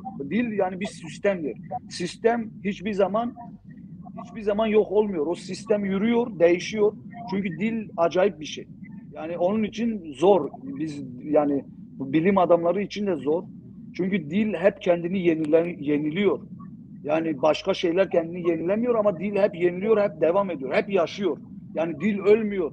dili öldüren insanlar oluyor. Yani veya bu şu an zaten emperyalizm dilleri öldürüyor. Bu son 200 yılda bu emperyalizm, kapitalizm şu an dilleri öldürüyor. Mesela Avrupa'da biz görüyoruz. Hem dilleri öldürüyorlar, yok ediyorlar. Başka taraftan da diyorlar ki işte biz para veriyoruz, dilleri araştırın, yazın. Sen dili öldürdükten sonra, araştırıp yazdıktan sonra, kütüphaneye koyduktan sonra neye yarar yani? Ben ona da karşıyım. Yani. Evet, Yaşar Hocam çok yerinde bir tespit. Şimdi Ayhan Varan bir sorusu vardır da sorayım bununla ilgili sanırım. İrani diller deyince diyor siz bir dil mi anlıyorsunuz yoksa bir coğrafya mı anlıyorsunuz? İrani diller tanımına bir açıklama getirir misiniz? İrani teriminde yorumlarınız nedir? İrani terimine yorumunuz nedir? Ben İrani diller üzerine bir harita yapıyorum. Şu anki haritalar ben göstereyim, çevireyim. Görünüyor mu? Evet. Şimdi ben bu haritayı şu an yapıyorum. Yani yakında inşallah biter. Veya belki ben bu İrani diller üzerine işte bu haritayı yapıyorum. İrani diller buradan başlıyor. Buradan başlıyor ta Çin'in sınırına geliyor. Hatta Çin'in içine kadar giriyor. Ben çevireyim, konuşayım. Kusura bakmayın. Benim bilgisayar çok güzel. Şey olmadı. Şimdi İrani diller, yani ben bu haritayı yapmanın sebebi bu, şimdiye kadar haritalarda bazı bana göre eksiklikler var, doğrular yok. Ne bileyim, dedim yeni bir harita olsun. Yani bilim için, zazalar için. Dedim bunu bir yapayım, daha bitmemiş. İrani diller, Ari diller üzerine benim bir makalem var. Ben bunu yazmıştım Zazaca üzerine. Bingöl Üniversitesi'nde 2012'de yayınlandı. Orada yazıyor. İran, Aryan, bunun kelime anlamı ne, nereden geliyor? Yani bugün İran devlet ismi 1930'lu yıllardan sonra konuldu. Eskiden hani Persyen, Acem diyordular Türkler. Avrupa'da Perziyim diyorlar. Yani İran demek, yani Ari demek, birbirine akraba olan dilleri kapsıyor. Yani bunun içinde Farsça var, Zazaca var, Kürtçe var, Peştunca var. Yani bütün bu diller var. Eski ön kademelerinde işte Orta Farsça var, Parkça var. Yani eskiye gidersek Avesta içine giriyor. Bu dillerin hepsi giriyor. Aynısını örnek vereyim. Germen dilleri işte diyorlar. Cermen dilleri. İngilizce, Almanca, Hollandaca, işte Danimarkalıların dili. Onlara da Germen dilleri diyorlar. Yani böyle ayrım yapılıyor aileler. Yani dil aileleri. Yani İrani dil demek sadece İran'da konuşulan Farsça değil. Afganistan'da konuşulan, Tacikistan'da konuşulan Farsçayı kapsamıyor. Bu birbirine akraba olan, tespitli akrabalıkları tespit edilmiş dillere İrani diller diyoruz. Yani Türkiye'de de İrani dil var, İran'da da var. Hatta Oman'da karşıda, yani İran'ın karşısında da var. Orada konuşulan Farsça konuşuluyor sanırım. Yani eski zamanlardan orada kalmışlar. Tacikistan'da var. Hatta Çin'e kadar giriyor. Orada bir koridor var Afganistan'da. Vahi konuşuluyor. Yani çok var dil yani. Bunları ben yazmıştım. Bir makalem var 2012 yılında Bingöl Üniversitesi'nde. Orada tam kesin yazıyor yani. Şimdi biz uzatmayalım. Ben de çok konuştum arkadaşlara da. Evet, çok sağ olun, var olun hocam. Tabii ki çok geniş değerlendirmeler var, sorular var. Biz onları tek tek soramıyoruz. İzleyiciler de birbirlerine paylaşıyorlar. Önce bir konukları dinleyelim. Konuyu tanıyalım. Birisi evet. Macir Deza. Birimiz konuşurken diğer arkadaşlar mikrofonu kapatsa, çünkü konuklar, izleyicilerden de uyarı geldi. Şey oluyor. Ses yansıması olduğu için mesela Yaşar Hoca'nın sesi bazen kayboldu, iyi anlaşılmadı. Onun için arkadaşlardan ve senden de ricam, biri konuşurken diğer mikrofon kapatılırsa iyi olur. Umarım o şekilde. Evet, birincisi o. İkincisi de Yaşar Hocam, herhangi birimiz konuştuğumuz zaman el hareketi yaptığımız zaman da kesiyor, ses kesiliyor. Yani kesik geliyor. Evet. Tamam.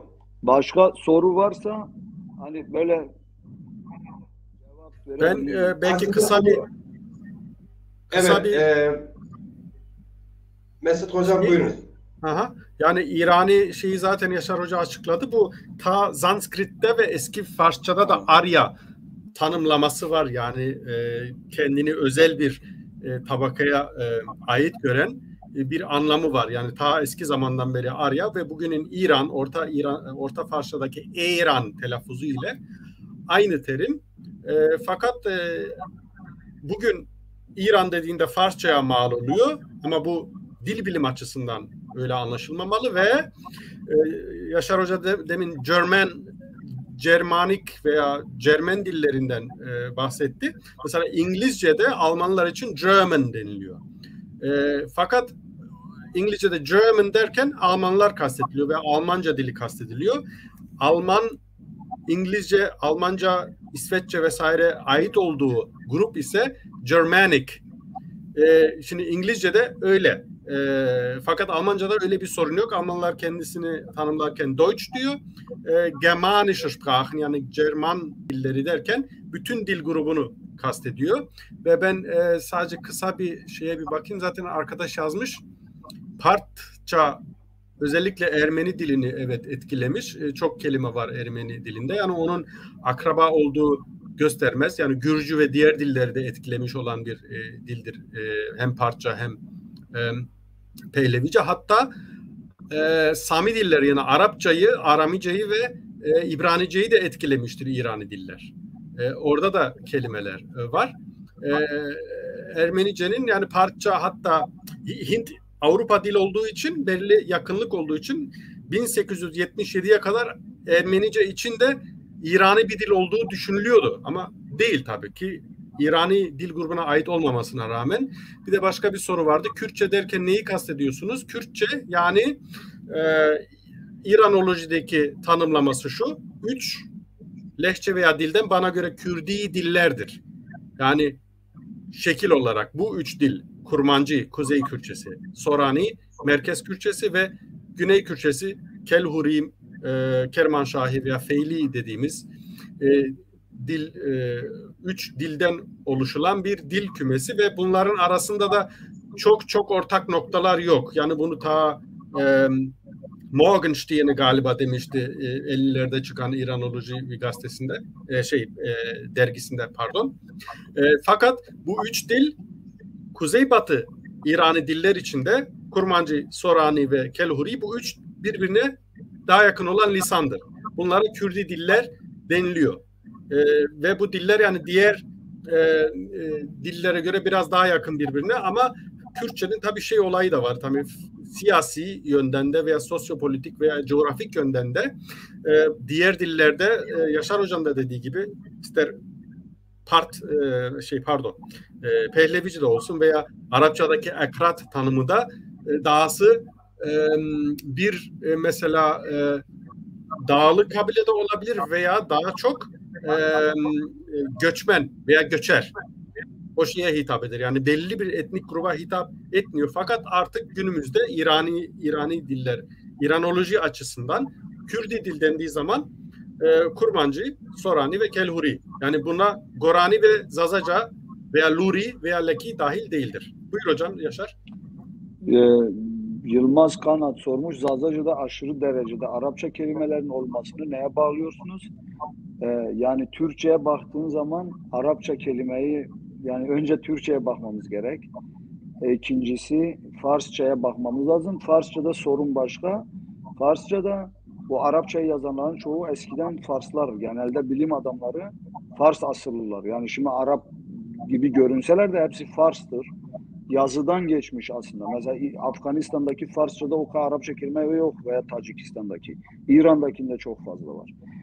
Ben bilmiyorum yani nereden Arapça'da, Zazaca'da o kadar aşırı Arapça kelime bilmiyorum oturup saymadım. Ama Kürtçe'de bence daha fazla Arapça kelime var. Hani ben tam kelime gelebilir. Nasıl? Mesela ben üzerine bir yorum yazdım. Bu yani bazı kelimeler var biz konuşamıyoruz. Yani ineğin dişi organı üzerine. Orada mesela genelde kelimeler nasıl alınır başka dillerden? Mesela ayıptır, bunu kullanmayın, bunun yanında konuşmayın. Mesela biz ferc diyoruz. Ferc Arapçada yanlış. Yani biz demiyoruz. Aksaray'da zazalar mesela ben soru sorduğum zaman ferc dediler. Mesela işte inek doğum yaparken işte buraya şuraya ne diyorsunuz o kelimeleri sorunca ferc dediler. Ferc bir araştırdım Arapça kelimede. Arapçada onu söyleyemezsin ama Zazacı'da söylüyorsun. Nasıl gelmiş bu kelime bize? Bilmiyorum. Yani ben bazı kelimeler nasıl gelmiş bilmiyorum. Başka bir dilden gelmiş olabilir. Yani Kürtçe üzerinden veya Türkçe üzerinden gelen Arapça kelimeler de olabilir son dönemlerde. Ama genelde bazı kelimeler, mesela konuşma kelimesi Arapçadan niye gelmiş? Kalkena, kısekena. Yani bence ben bazen bunun üzerine konuşuyorum. Zazacı'da konuşmak belki eskiden biz sadece ezvuna yani vana kelimesi kullanıyorduk. Ben şimdi bilmiyorum. Ama sonradan kalkena. Farsçada da harf zeden. Yani o da Arapça harf. Yani bu İrani dillerde eskiden genelde herhalde hani biraz bilmiyorum yani o kelime neden oradan gelmiş. Yani bazı sorulara cevap yok yani. Nasıl gelmiş? Çünkü bizim Araplarla bir kontağımız yok yani. Benim bildiğim kontağımız yok. Yani var mı sizin bildiğiniz kontağınız Araplarla? Yani Kadir hocam Araplarla biz tabii hiç ki karşı buna karşıya gelmemişiz. Eğer hani hocam 1000 sene, kısa değinebilir bence. 1300, 1500 Çünkü sene önce Arapların bak yanınıza kadar gelişleri var. bir şey söyleyeyim. Bu şeyhlerin kökünün Arapça olduğunu hepimiz biliyoruz. Seyitlerin de. Yani Evet. Dersim'de de var kendilerini Seyit olarak biliyorlar. Kureyşliler öyle diyormuş değil mi? Kureyşan aşireti. Öyle diyorlar değil mi? Bizim Aynen. yani Bingöl'deki şeyhlerin yani Zazalarda bence bu şeyhler Osmanlı zamanında bunlar Kürtler aracıyla önce herhalde onlar Kürtleşmiş sonra Zaza bölgesine gelmiş Zazalaşmışlar. Yani amaç sadece şey yapmak yani sanırım Osmanlı'ya karşı Zazaları biraz bastırmak. Çünkü Zazalar hiçbir zaman hepiniz biliyorsunuz hiçbir zaman boyun eğmemişler. Yani tarihte. Yani ben o soruya cevap veremem. Mesut'un bir cevabı varsa versin. Hani niye bu kadar aşırı ben bilmiyorum. Ben Türkçe'de bazı Mesut cümleler hocam. kurarsak %90'ı yabancı kelime oluyor. Tek sondaki fiil Türkçe oluyor. Ama Zazacı'da öyle cümleler var. İçinde hiç yabancı kelime yok. Ama bazı yerde çıkıyorlar bazı kelimeler. Yani bunu böyle de yapabiliriz. Yabancı kelimeler nasıl gelir? Kültür de değiştiği zaman. Şimdi bizim eskiden yaşam tarzımız farklıydı. Biz eskiden böyle giyinmiyorduk.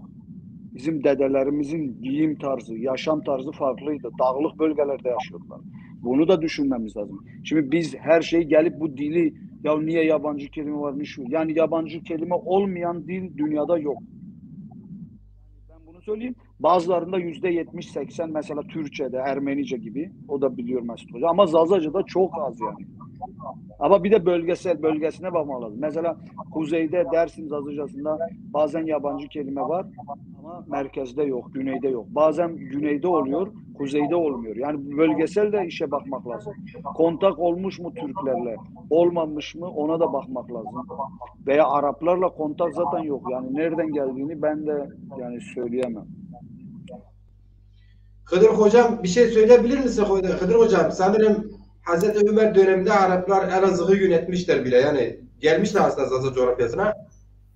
Bazı yerlerde hüküm sürmüşler. Kürtler aracılığıyla, Türkler aracılığıyla kendileri şey yapmışlar. Mesela bizim Sarıcan'ın köyünün ismi iki şekliyle bir hikayesi var. Bir elma düşmüş, gölün ağaçtan düşmüş suyla gelmiş gölde. Toplamış çocuk yemek isterken göle düşmüş. Sarıcan ismini oradan alıyor. Ama bizim diğer büyüklerimiz de diyordu ki Persler döneminde yani Sasani İmparatorluğu döneminde şimdiki Sarıcan bir karakol vardı. Hatta güzel güzel taşları herkes götürdü, kendine ev yaptırdı. O komutanın ismi Sercan'dı. Sercan isminden alıyor Sarıcan'ın ismini. Yani böyle hikayeler de var. Sonuçta bilmiyorum. Kadir Hocam bir şey söyler mi? Ya şimdi ben ancak bir muhtemel bir görüş belirtebilirim. Yani böyledir kesin budur diyemem ama birkaç ihtimal var. Bunlardan birisi Zazaların esas bulundukları Deylen bölgesinden bu tarafa doğru, batıya doğru gelişleri süreci var. Orada gelirlerken bir kısım buraya gelirken bir kısmı Musul civarına konaklıyor biliyorsunuz. Oraya yerleşiyor. Daha sonraları Araplarla Kürtlerin yukarıya doğru çıkışıyla Musul'dan özellikle işte Bingöl, Diyarbakır civarına doğru geliniyor. Oradan taşınma ihtimali var. Muhtemelen oradan taşınma olabilir bu Arapça kelimeleri. Bir diğeri de zaten coğrafya Müslüman coğrafyası. İslam'ın kullandığı kelimelerin Müslümanlar içerisinde yaygınlaşması çok da tuhaf bir şey değil yani. Çok normal. Yani baktığınızda Türklerde de çok Arapça kelime var. Kürtlerinkinde de çok Arapça kelime var. Farslarınkinde de çok fazla var. Zazalarda hatta Farslarınki kadar fazla olduğunu ben tahmin etmiyorum. Bilmiyorum. Onu dil bilimci arkadaşlar daha iyi bilir ama bence Farsçada daha çok fazla. Yani mesela şimdi Soranice diyorsunuz. Soranice dediğiniz ne yani? Hakikaten ya da Şıkbınızlarla ilgili hiç araştırma yaptınız mı? Onların konuştuğu dilin içinde Arapçanın ne kadar büyük bir etkisi var ya da yok. Ya da işte Soranınce'nin içerisinde ne kadar büyük var ya da yok. Yani bunlar kültürlerin birbirini etkilemeleri çok normal. Çok tuhaf bir şey değil.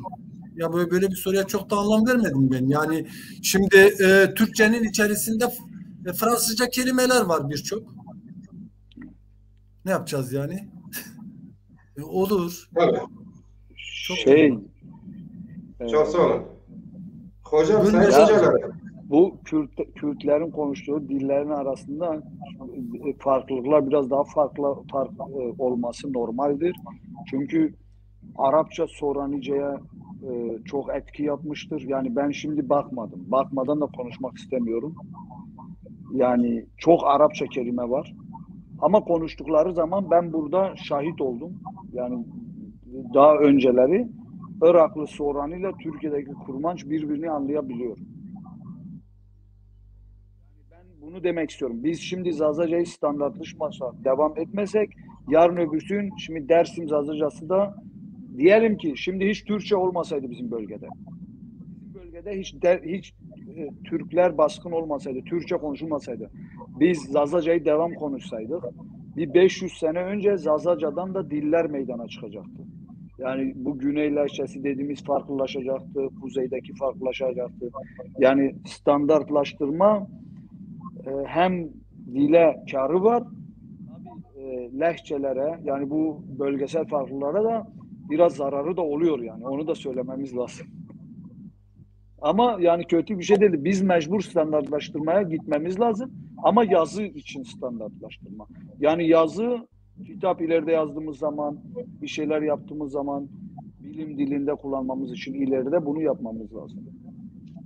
Yani o dini kelimeler Arapça olması lazım. Çünkü Arapçadaki en önemli kelime, din kelimesi de Farsça, İranice, Avesta'da Dayna diyorlar. Yani Avestaca bir kelimedir. Yani onu demek istiyorum. Yani yabancı kelimeler, mesela cevher diyorlar. Cevher kelimesi bugün Zazacı'da goher diyorlar. Goher ahır, hayvanların pislik ettiği yer. Yani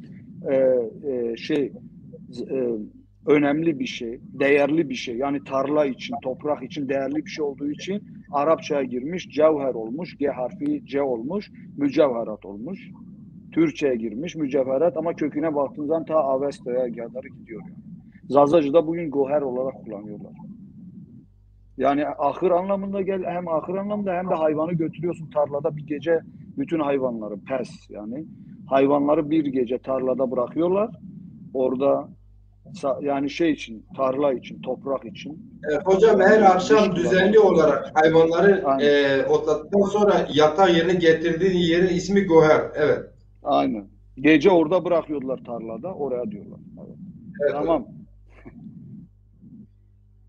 Peki Sayın Hıdır Hocam, Sayın Mesut Asmin Keskin ve Sayın Yaşar Anatemur Hocam, program uzadı gerçekten ve biz bütün programı yani amaçladığımız tartışmayı sürdürürsek bir bu kadar daha uzar. Ne öneriyorsunuz?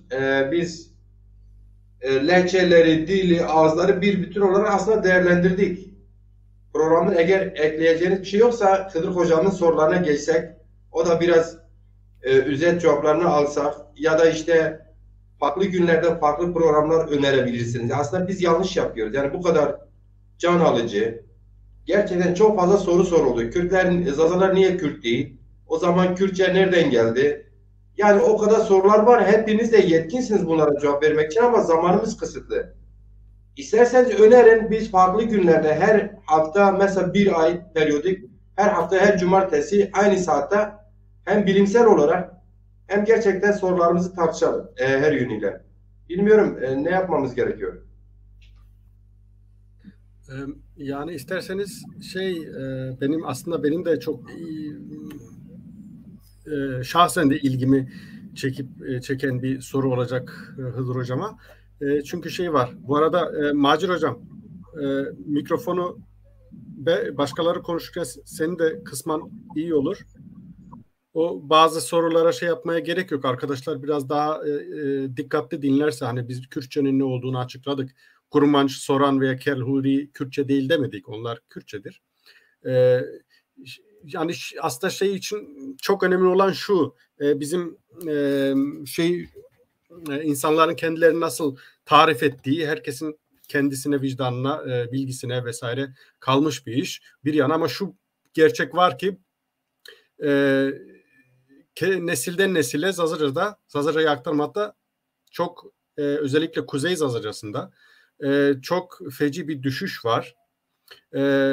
Bunun belirli zorluklarını da Hıdır Hocam demin anlattı. İşte alan Dersim'de, Bingöl'de de, özellikle Dersim'de okuldan okula, evden eve, aileden aileye insanları bilgilendirmeye çalıştı ve bir oto asimilasyon var, yani çünkü kendisi de öğretmen olduğu için o kendisi de bu baskıyı kendisi yaşadı. Bunun yaratıldığı, yani devletin eğitim sistemiyle diğer dilleri insanların kafasına göre, yani yerli diller itibarsızlaştırma ve zaten bu şeyin hedefi de dillerin ortadan kalkmasını sağlamak için çok psikolojik şiddette, sadece bedeni değil de psikolojik şiddette içeren yasak ve şiddet politikası uyguladı ve insanların kafasında şey de oluşu, insanların zihninde, ruhunda bir travma yaratıldı. Artık o Türkçe okullarında eğitim görmüş insanlar bugün Zazaca konuşan küçük çocukların annesi babası veya nenesi dedesi oluyor ve onlarda bir oto asimilasyon var. Şimdi bunu ne kadar geri çevirmek mümkün, buradan ne kadar dönüş yapmak mümkün, fakat imkanlarımıza göre, yani çünkü Zazaların bir devlet kurma gibi bir gücü veya yetkisi de yok veya klasik anlamda, siyasi anlamda dersek kendi kaderini tayin hakkı, öyle bir hakka da sahip değil ki en doğal hakkıdır. Yani bunu sorgulamak bile bir insanlık suçudur. Yani bir insanın kalkıp okulda farklı bir dil ile, kendi ana dilinin dışında farklı bir inanç ile zorlaması da bir insanlık suçudur aslında, bir beyaz soykırımdır. Fakat yani bir otonomiye de sahip değil Zazalar ve Zazalar adına derken bütün yerli halklar da buna dahil, aynı kaderden, aynı dertten müzdarip. Mevcut yani çerçevesinde, yasal çerçevede şimdi ne yapabiliriz? Kreşten başlayıp ilkokul, ortaokul ve buna tabii de teşvik lazım. Dediğin gibi o teşvik de eksik hocam. Okullarda, devletin de, medyada da bunların teşvik edilmesi. Yani dilin, aslında her dilin bir zenginlik olduğunu, özellikle bu coğrafyadaki ait olan dillerin hepimizin zenginliği olduğunu ve bunu korumak aslında bir insanlık görevi olduğunu.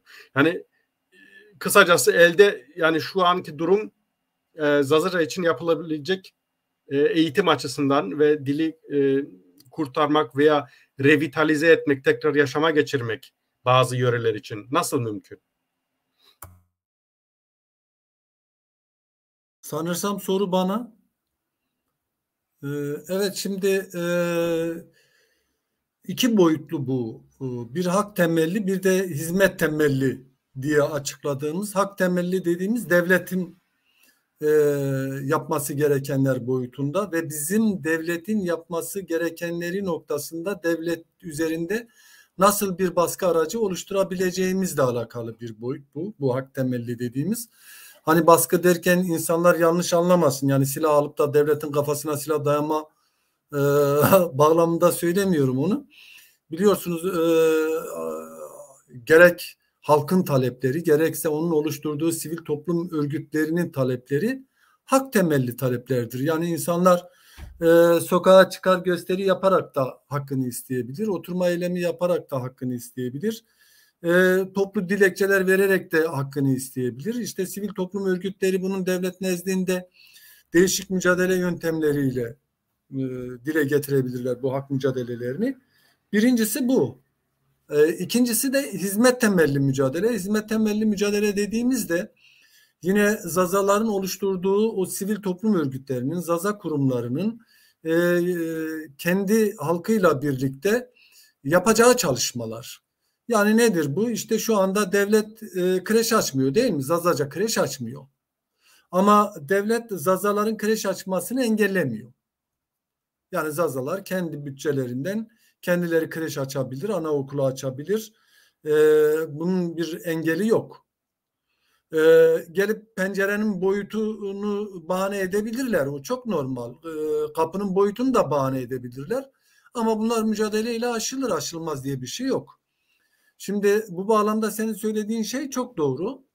Yani biz kreşlerden başlayarak, anaokullarından başlayarak bunu hayata geçirebiliriz. Bu çok önemli.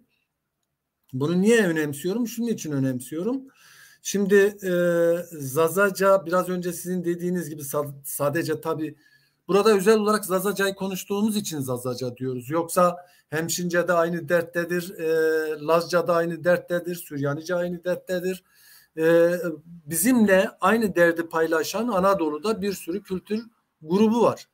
Zaten Zazaca'nın kurtuluşu da o kültür gruplarıyla birliktelikten geçiyor aslında. Yani Zazalar tek başına Zazaca'yı kurtaramazlar. Ne zaman ki Lazlar da kendi dilini kurtarmak için çaba sarf etti, ne zaman ki Hemşinler de kendi dilini kurtarmak için çaba sarf etti, ne zaman ki Pomaklar kendi dilini kurtarmak için çaba sarf etti, işte o zaman Zazaların da dillerini kurtarması bir anlam oluşturuyor.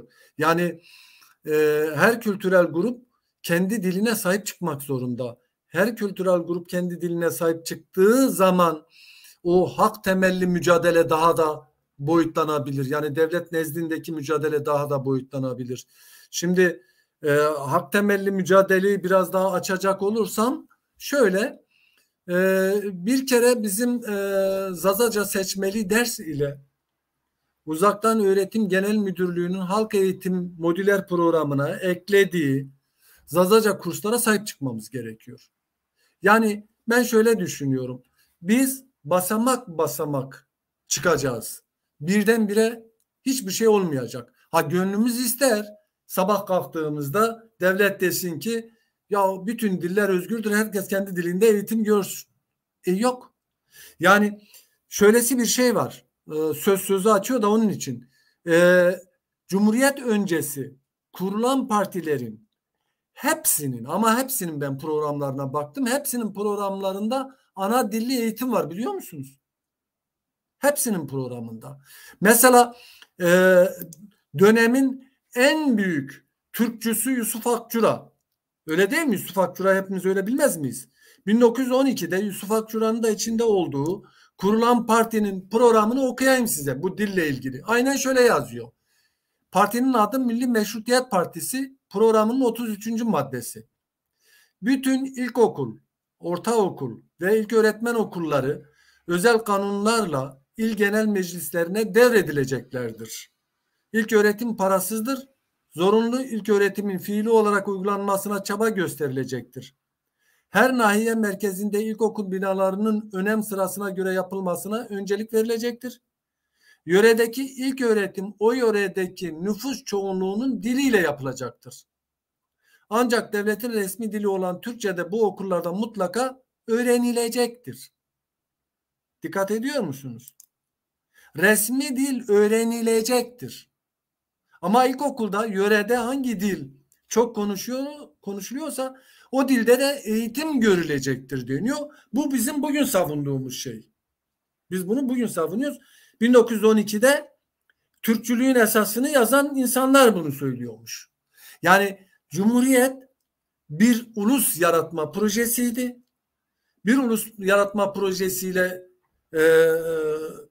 kurulan Cumhuriyet'in vardığı nokta bugün bu nokta. Yani o Osmanlı'nın son dönemlerinden bu bağlamda daha geri bir noktada.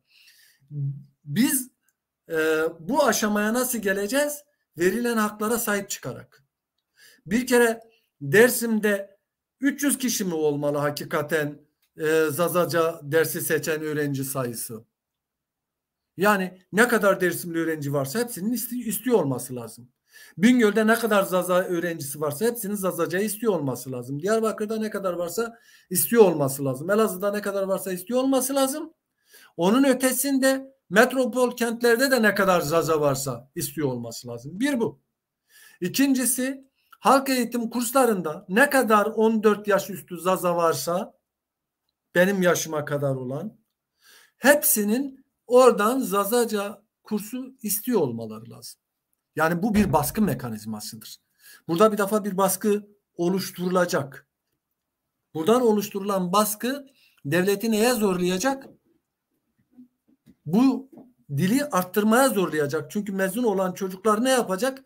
O öğretmenler, şu anda Zaza Dili Edebiyatı mezunu birçok öğretmen var. Hepsi boşta. Bunlar hepsi yerleşmiş olacaklar. Hepsi yerleşmiş olacak. İkincisi, şöylesi bir şey olacak. Şu anda biliyor musunuz? Yani şu anda demeyeyim de bundan 20 yıl önce diyeyim. Zaza çocukları nenelerini, dedelerini asimile ettiler. Çocuklar dedelerini, ninelerini asimile ettiler. Biliyorsunuz değil mi bu gerçekliği? Diyoruz ki bugün biz bu çarkı geri döndürelim. Bu sefer Zaza çocukları nenelerini, dedelerini Zazaca'ya yönlendirsinler. Onları Zazaca konuşmak zorunda bıraksınlar. Okula 2 saat gidip ders alıp gelen çocuk evdeki annesini, babasını, nenesini, dedesini Zazaca konuşmaya zorlayacak. Ne demek istediğimi anlıyorsunuz.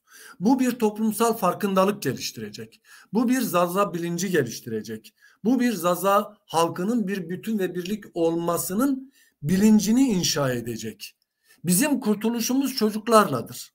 Ben 4 yıldır, birçoğunuz bilirsiniz, işte köyde küçük çocuklara Zazaca eğitim veririm. Yani daha doğrusu eğitim değil, öğretim, Zazaca öğretim yapmaya çalışıyorum. Bunu görüyorum. Bunu annelerinde, babalarında da görüyorum o değişimi. Çünkü çocuk yolda karşılaştığında yolda bir amcaya "Ma beherdi, stona vesarın" da deyince adam başlıyor gülmeye, birdenbire de şaşırıyor. Hemen başlıyor çocukla Zazaca konuşmaya. Mesut bizim köyü bilir. Yaşar da bizim köyü bilir. Macir de geldi geçti oradan. Ama Mesut'la Yaşar gayet iyi bilirler. Bizim köyde kimse Zazaca konuşmaz. Herkes Türkçe konuşur. Artık herkes asimile olmuş.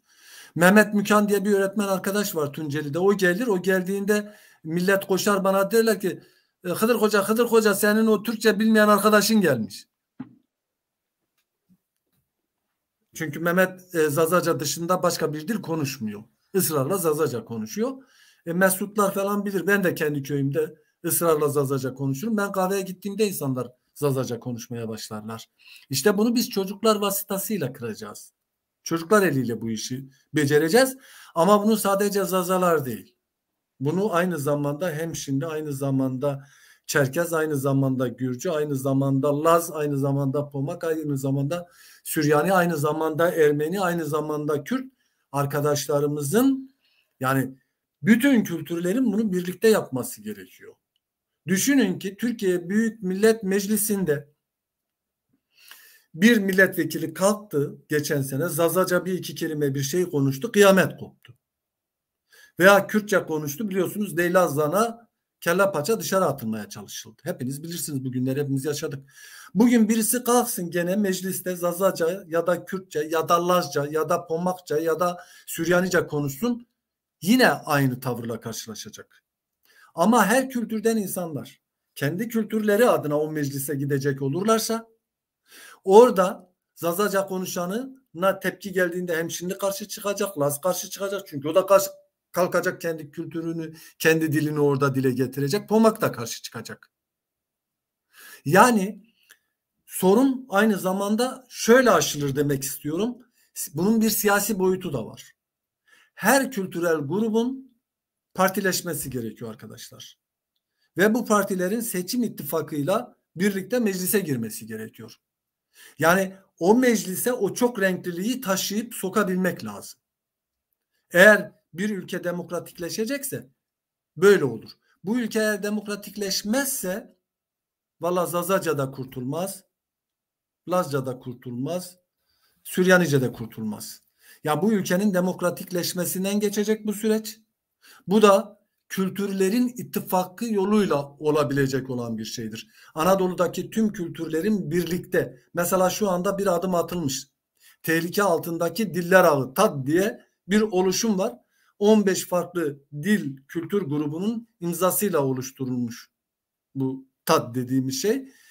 Umarım bu buna ön ayak olacak ve biz kültürlerin birlikteliğiyle dediğim yoldan ilerleyerek bu işi başaracağız. Hizmet temelli olarak da özellikle bizim iş adamlarımızı ve bütün Zazaları. Bakın her bir Zaza ayda 1 lira kumbaraya atsa 4-6 milyon arası Zaza diyoruz. Siz bunu düşünün 2 milyona. Ayda 2 milyon lira eder. Ayda 2 milyon lira bir kumbarada toplandığında biz orada kreşi de yaparız. Ana sınıfını da yaparız.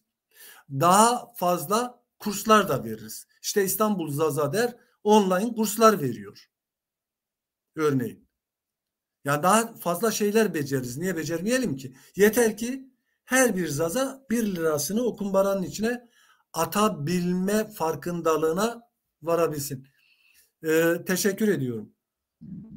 Uzattım, çok uzattım. Hocam, Kadir Hocam böylelikle yani soracağım her 3 sorunun da kendi içine aslında bu geniş değerlendirmenin cevabını almış oldu. Ben de şimdi ne sorayım diye soracak olursam, Zazaların bu iki durumunu açıklayabilir misiniz? Yani mesela halkın içindesiniz, aynı zamanda siyaset yapıyorsunuz. Karşılığı nedir? Yani halk nasıl sahip çıkıyor kendi diline, kültürüne? Böyle bir duyarlılık var mı? Şimdi oturduğunuz yerden, kendi evinizin penceresinden dışarıya baktığınızda Zazaları çok bölünmüş, çok parçalanmış olarak görürsünüz. Ama dışarıya çıkıp halkın içine girdiğinizde hiç de görüntü sizin pencerenizden göründüğü gibi değil. Yani gerçeklik daha doğrusu sizin pencerenizden gördüğünüz gibi değil. Mesela şöyle diyeyim, Dersim'de birçok Dersimli arkadaş, ya hele sen bir Palu'ya git bakalım seni eve alıyorlar mı almıyorlar mı? Dersim'in bir Alevisine kapıyı açıyorlar mı açmıyorlar mı? Der örneğin. Belki de Palu'da da o kendi penceresinden ya da Bingöl'de o kendi penceresinden, sadece kendi penceresinden bakan da oraya aynı şeyi söylüyor. Hele sen Bingöl'den bir kalk git bakalım oradaki bir Kızılbaş sana kapısını açar mı açmaz mı? Der. Ama gerçeklik bu değil. Sen de tanık oldun Macir. Örneğin işte Demokrasi Zamanı Partisi var. Biliyoruz hepimiz o partiyi. O partinin bir genel başkanı var. Dersimli, Alevi kökenli. Palu'da gittiği hangi ev kapısını açmadı kendisine? Bingöl'de gittiğinde kim kendisini kabullenmedi? Ya da ben kendim Bingöl'e 2 defa sempozyum için gittim. Yaşar'dan Mesut da oradaydılar. 2 defa da derneklerin toplantısı dolayısıyla gittim. Birinde çıkıyordum. Mustafa Başkan geldi bana dedi ki Zazader Başkanı, İstanbul Zazader Başkanı, bir hacı dayı kapıda seni bekliyor, seni evine götürecek. Ben dedim ki ben öğretmenler evinde oda ayırmışım, orada kalacağım. Dedi yok kurtuluşun yok, seni götürecek. Hacı beni aldı götürdü evinde yatırdı. Bırakmadı ben gideyim öğretmen evinde yatayım. Yani Zazalar aslında artık o aralarındaki o duvarları falan yıkmışlar. Birileri hala o duvarları inşa etmeye çalışıyor ama boşuna zahmet ediyor. Hiç zahmet etmesinler. Kesinlikle. O duvarlar kesinlikle yıkıldı, yıkılıyor. Zazalar birdir ve bütündür. Kimse bunu bölemeyecek, parçalayamayacak. Hiç umuda kapılmasınlar. Ve bu önümüzdeki yıllar Zaza yılları olacak. İnanın bana. Ben Kadir bundan Hocam, eminim. Buyur. Hasan Erbakseli'nin çok önemli bir tespiti var. Soru olarak da yöneltiliyorsa diyor ki Zaza kurslarına, dil kurslarına, kreşlere Zaza çocukları mı istemiyorsa aileleri mi vermiyor çocuklarını? Yani bu devletin verdiği imkanlara. Şimdi şöylesi bir şey söyleyeyim. Ben evet işin içindeyim. 4 yıldır orada kurs veriyorum. Geçen sene vermemiştim sadece. Pandemiden dolayı. Bu sene de vermeyi düşünmüyordum doğrusu. Ama köye çıkamaz oldum biliyor musun? Benim ev köyden biraz yukarıda. Yaşar da bilir, Mesut da bilir benim evi. Köyün biraz dışında, 550 metre dışında. Köye inemez oldum. Köye indiğim her gün küçük çocuklar önüme geçiyor. Biz daha ne zaman Zazaca'ya başlayacağız? Biz daha ne zaman Zazaca'ya başlayacağız?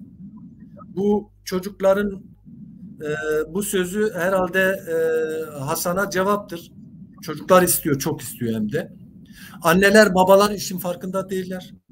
Anneler, babalar hala şu noktalara, biraz önce Mesut Hoca söyledi, itibarsızlaştırma, dilin itibarsızlaştırılması noktasında onlar bayağı o itibarsızlaştırmanın etkisi altındalar.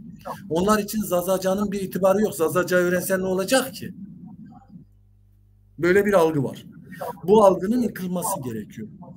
Bir farkındalığın gelişmesi gerekiyor. Yani kendi dillerinin ne kadar kıymetli, ne kadar güzel, ne kadar iyi, ne kadar zengin bir dil olduğunu anlayabilmeleri lazım. O yüzden bir farkındalık gelişmesi lazım.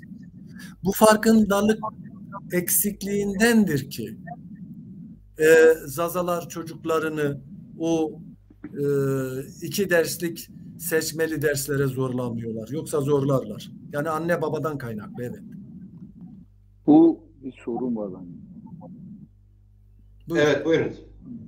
İran'dan bir soru var galiba. Diyorlar ki Zazalar neredeydi? Zaza Dili ve Edebiyat bölümünde hangi dersler veriliyor? Siz biliyorsanız ben bilmiyorum yani.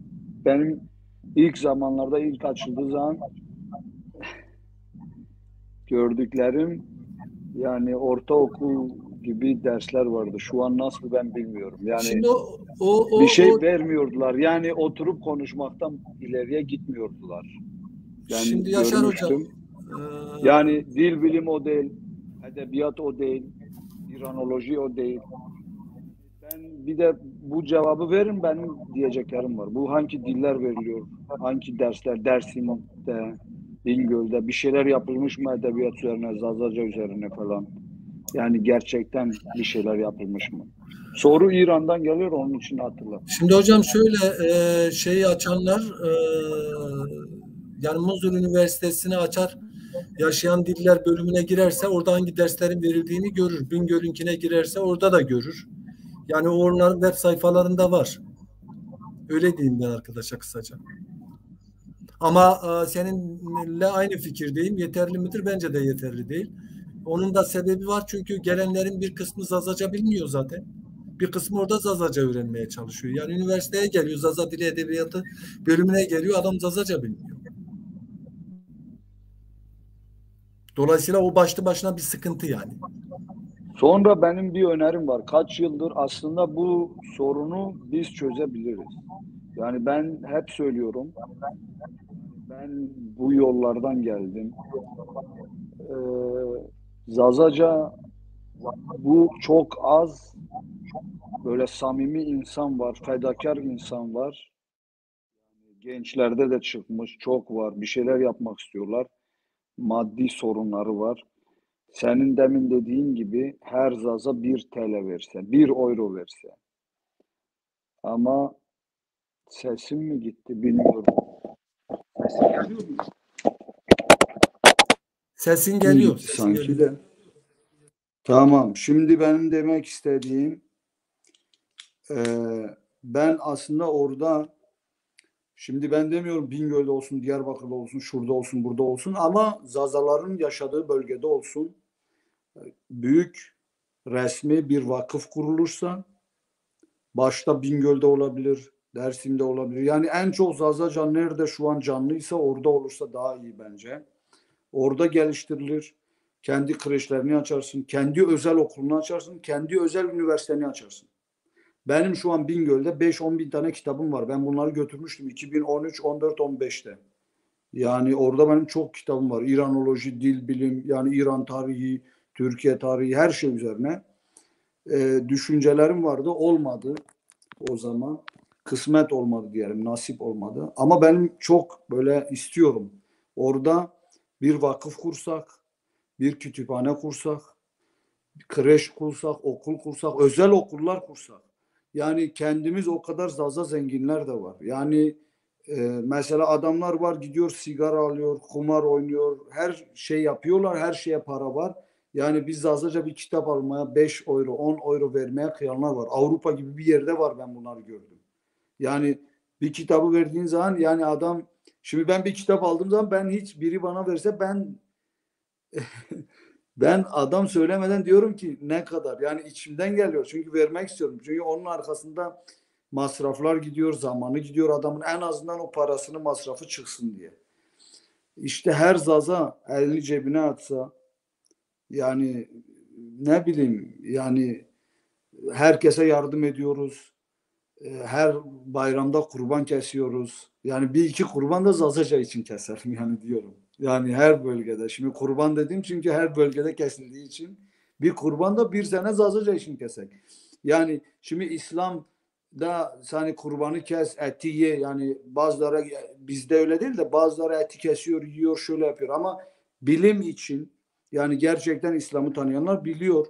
İlim farz olduğunu yani e, ilim önemlidir. Sen bir şeyi bilmezsen, yani gerçeği bilmezsen sen doğru yolu nasıl bulacaksın? Önce insanların okuyup kendini geliştirmesi lazım. Yani bunu biz yapabiliriz diyorum. Ama işte biz bir araya gelemiyoruz. Yani ben bunu Türkiye'de gördüm işte bu parti şeylerinde. O diyor ben başa geçeyim, o diyor ben böyle yapayım. Ya bir durun. Yani bir durun birleşsinler. Bir şey ortaya çıksın bir yani birleşsinler bir şeyler olsun. Herkes kendini koyar der ki ben yapmak istiyorum. İnsanlar seni seçerse sen olursun veya o şeyler yani şimdi bunu örnek verdim. Benim demek istediğim bir vakıf kuralım. Sağlam adamlar olsun. Başına orada biri olsun geçsin. Onun hatta ileride biz işçi de tutabiliriz. Parasını da veririz. Yani hani orada çalışsın. Yani neden olmasın? Yani herkes ayda bir sigara parası verse yani ne olur? Yani biz elimizi cebimize atmasak yani olmuyor yani. Onu Ee, demek istedim ben. Yani bizim elimizde. Yani öyle bir şey yaparsak, öyle okul açarsak, kreş açarsak, üniversite açarsak ileride, kütüphaneler açarsak, yani her taraftan insanlar gel şey yapmış olacağız. Bu şimdi biz burada konuşuyoruz. Bunu herkes duymuyor bütün zazalar. Yani ben diyorum ki yani sahada halkla konuşmamız lazım. Ne bileyim ileride her mahallede bir küçük yer yapılır. Yani halk, fakirler, garibanlar, zazalar, yaşlılar için yani yapılacak şey çok ama birleşmek, oturup konuşmak lazım. Herkes fikrini alıp kendi düşüncesini alıp böyle arkasına atsın. Yani düşüncesini biraz değiştirsin. Yani ben orada varım. Yani elimden maddi, manevi ne gelecekse ben Abdullah Narin Hoca'ya da söylemiştim. Bingöl'de eğer böyle bir şey yaparsak bir 10-15 dönüm bir arazi alsak, başlasak yani bizim eski kültürümüzü yansıtan, İrani kültürü yansıtan bir bina yapsak. Şimdi bu betonlaşma bina değil, böyle bahçesinde güzel böyle su akan bizim eski evleri bilen biliyor her bahçenin her evin önünde su vardır. Yani susuz olmuyor bizim kültürde. Yani güzel bir şey yapsak, insanlar gelip orada kitap okusa, insanlar gelip orada kahve içse, yemek yese, öyle yani ben demiyorum. Şimdi insan kahveye gidiyor, parasını verip kahve içiyor. Yani öyle bir şey yapalım ki bizim düşüncemizi biraz değiştirmemiz lazım, açmamız lazım. Bir kafeteryası olur, bir restorantı olur. Güzel bir restoran da kendini geçindirir. Önce bir başlangıç yapmamız lazım. Yani ben onu demek istiyorum. Şimdi öyle bir restoran da olsa ben derim gelin gidelim yemek yiyelim. Hem biraz sohbet ederiz. Yani o parayla orası da geçinir. Yani onu demek istiyorum. Öyle bir düşünce, öyle bir şey yapmamız lazım. Yani ben maddi manevi elimden ne geliyorsa hazırım. Hıdır Hocam, siz Buyur. söz almadan bir şey söyleyebilir miyim? Yani ben Sayın Yaşar Hoca'nın bu çağrısını çok önemsiyorum. Ondan önce Yaşar Hocam bizim Zazaların gelenekleri var. İşte Gavan ayındayız. Gavan var. İşte Kırmaşkan var. Yani günlerimiz çok. Biz onlara sahip çıkmıyoruz. O geleneklerimiz kaybolmuş. Mesela benim öncülük ettiğim Antalya'da bu ay 25'inde var gece. Ben de böyle sizin gibi defalarca program yaptım, çağrı yaptım. Şimdiye kadar 3 kişi destek göndermiş. Yani bu duyarlılığı geliştirmek için hakikaten parti ve derneklerin bu işi küçümsememesi lazım. Yani ayıp da değildi. Dayanışma kültürünü geliştirmemiz lazım. Evet. Şimdi Bugün tamam. Mesut ısrarla sabahtır beri söz istiyor. Bence Mesut bir konuşsun ama dernekler olarak biz her yıl Gavan'ı yaptık Macir Hocam. Yani hem de sahada yaptık. Yani Beyoğlu'nun sokaklarında yaptık, kahvelerini gezdik yaptık, Ali Beyköy'de gittik, evleri gezdik yaptık, Gazi Mahallesi'ne gittik, orada evlerde yaptık, sokaklarda yaptık. Yani elbette yapılması lazım. Bu geleneklerin ölmemesi lazım. Ayakta kalabilmesi için de bu geleneklerin yaşatılması gerekiyor tabii ki. Sadece ben bir şey söyleyeceğim. Mesut bekliyor da Kamer Abari'nin bana bir sorusu var. O soruya cevap vermek istiyorum Mesut müsaaden olursa. Bırakıdır piyemi vatanı zazay paluderi ma kırmancı mı zonu ma kırmançkiyo. Nika kamera bari herhalde kuresica ez hen zanu galatu vazuru ez kuresizniyo ez hen zanu kuresun az orta kuresandı mı malımını ikerdi hocayını ikerdi kuresun merevatını brasma kırmancı ma seyidi yani hore seyid vatını mar kırmanz vatını yani kuresun hore kırmanz ne vatını mar kırmanz vatını aşranı kırmanz vatını hore seyid vatını belki pi kamerayım vatu nika desimde sorun este saraku este usuvun este niye kotiye trem kamera bari zana ya ne zana jü no persimi zırı bu jüke nika na koç giri hatta koç giriye de hatta sevaz de yani işte ulaşo diviriyo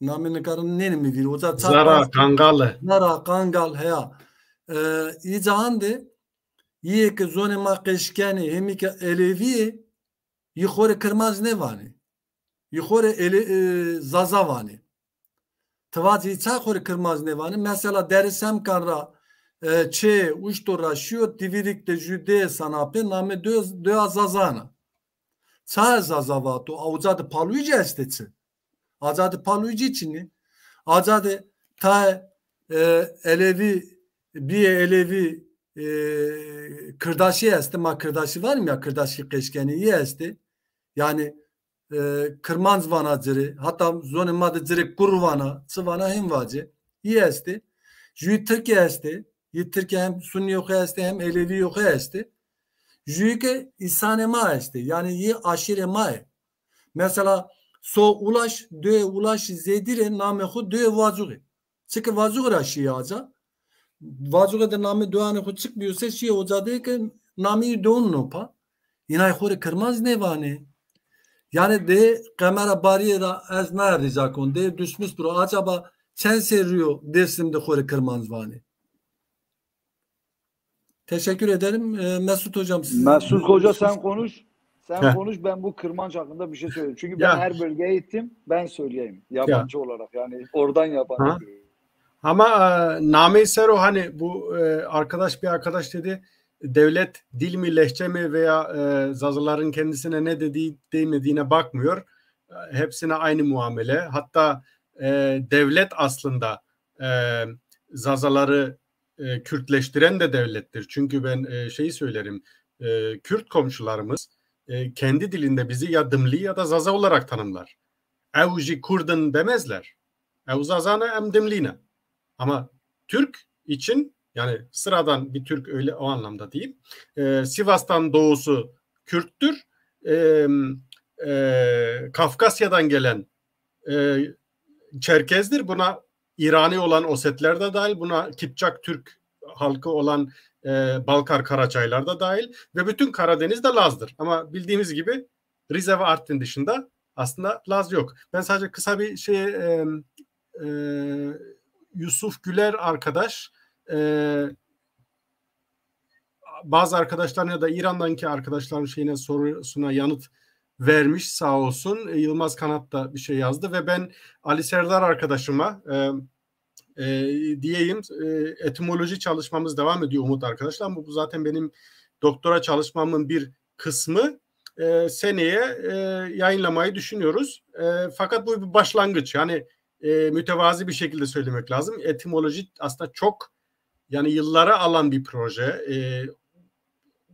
3-4 cilt kitap oluşturulacak bir proje. Fakat ilk adımlar atılmalı. Bu da bir küçük bir adım diyelim. Çünkü biz daha bilimsel olarak bakacaksak başlangıçtayız. Yani bu ilk kitapçık da dahası Zazacan'ın etimolojisini çözecek diye bir iddiası yok, ama iyi bir başlangıç olmalı. Hıdır Hocam, Yaşar Hocam da çok değerli yanıtlar için çok teşekkür ederim. Yaşar Hoca'nın zaten Dersim 2. Dersim sempozyumuna gönderdiği makale vardı. Almanya'daki azınlıkları, Sorpları baz alarak, hani Almanya'daki azınlıkların Danimarka, Doğu Frisler ve Doğu Almanya'da yaşayan Sorpların, Sırplar değil Sorpların hakları durumda, kültürel hakları. Şimdi bu konuda Hıdır Hoca'nın ayrıntılı bir şekilde yanıtladığı ve önerdiğine de yani bir proje yapılabilir, onu söyleyebilirim. Fakat her şeyden önce bence biz devleti bu şekilde sıkıştırmalıyız. Akademik ve dahası yönden de, diplomasi açıdan.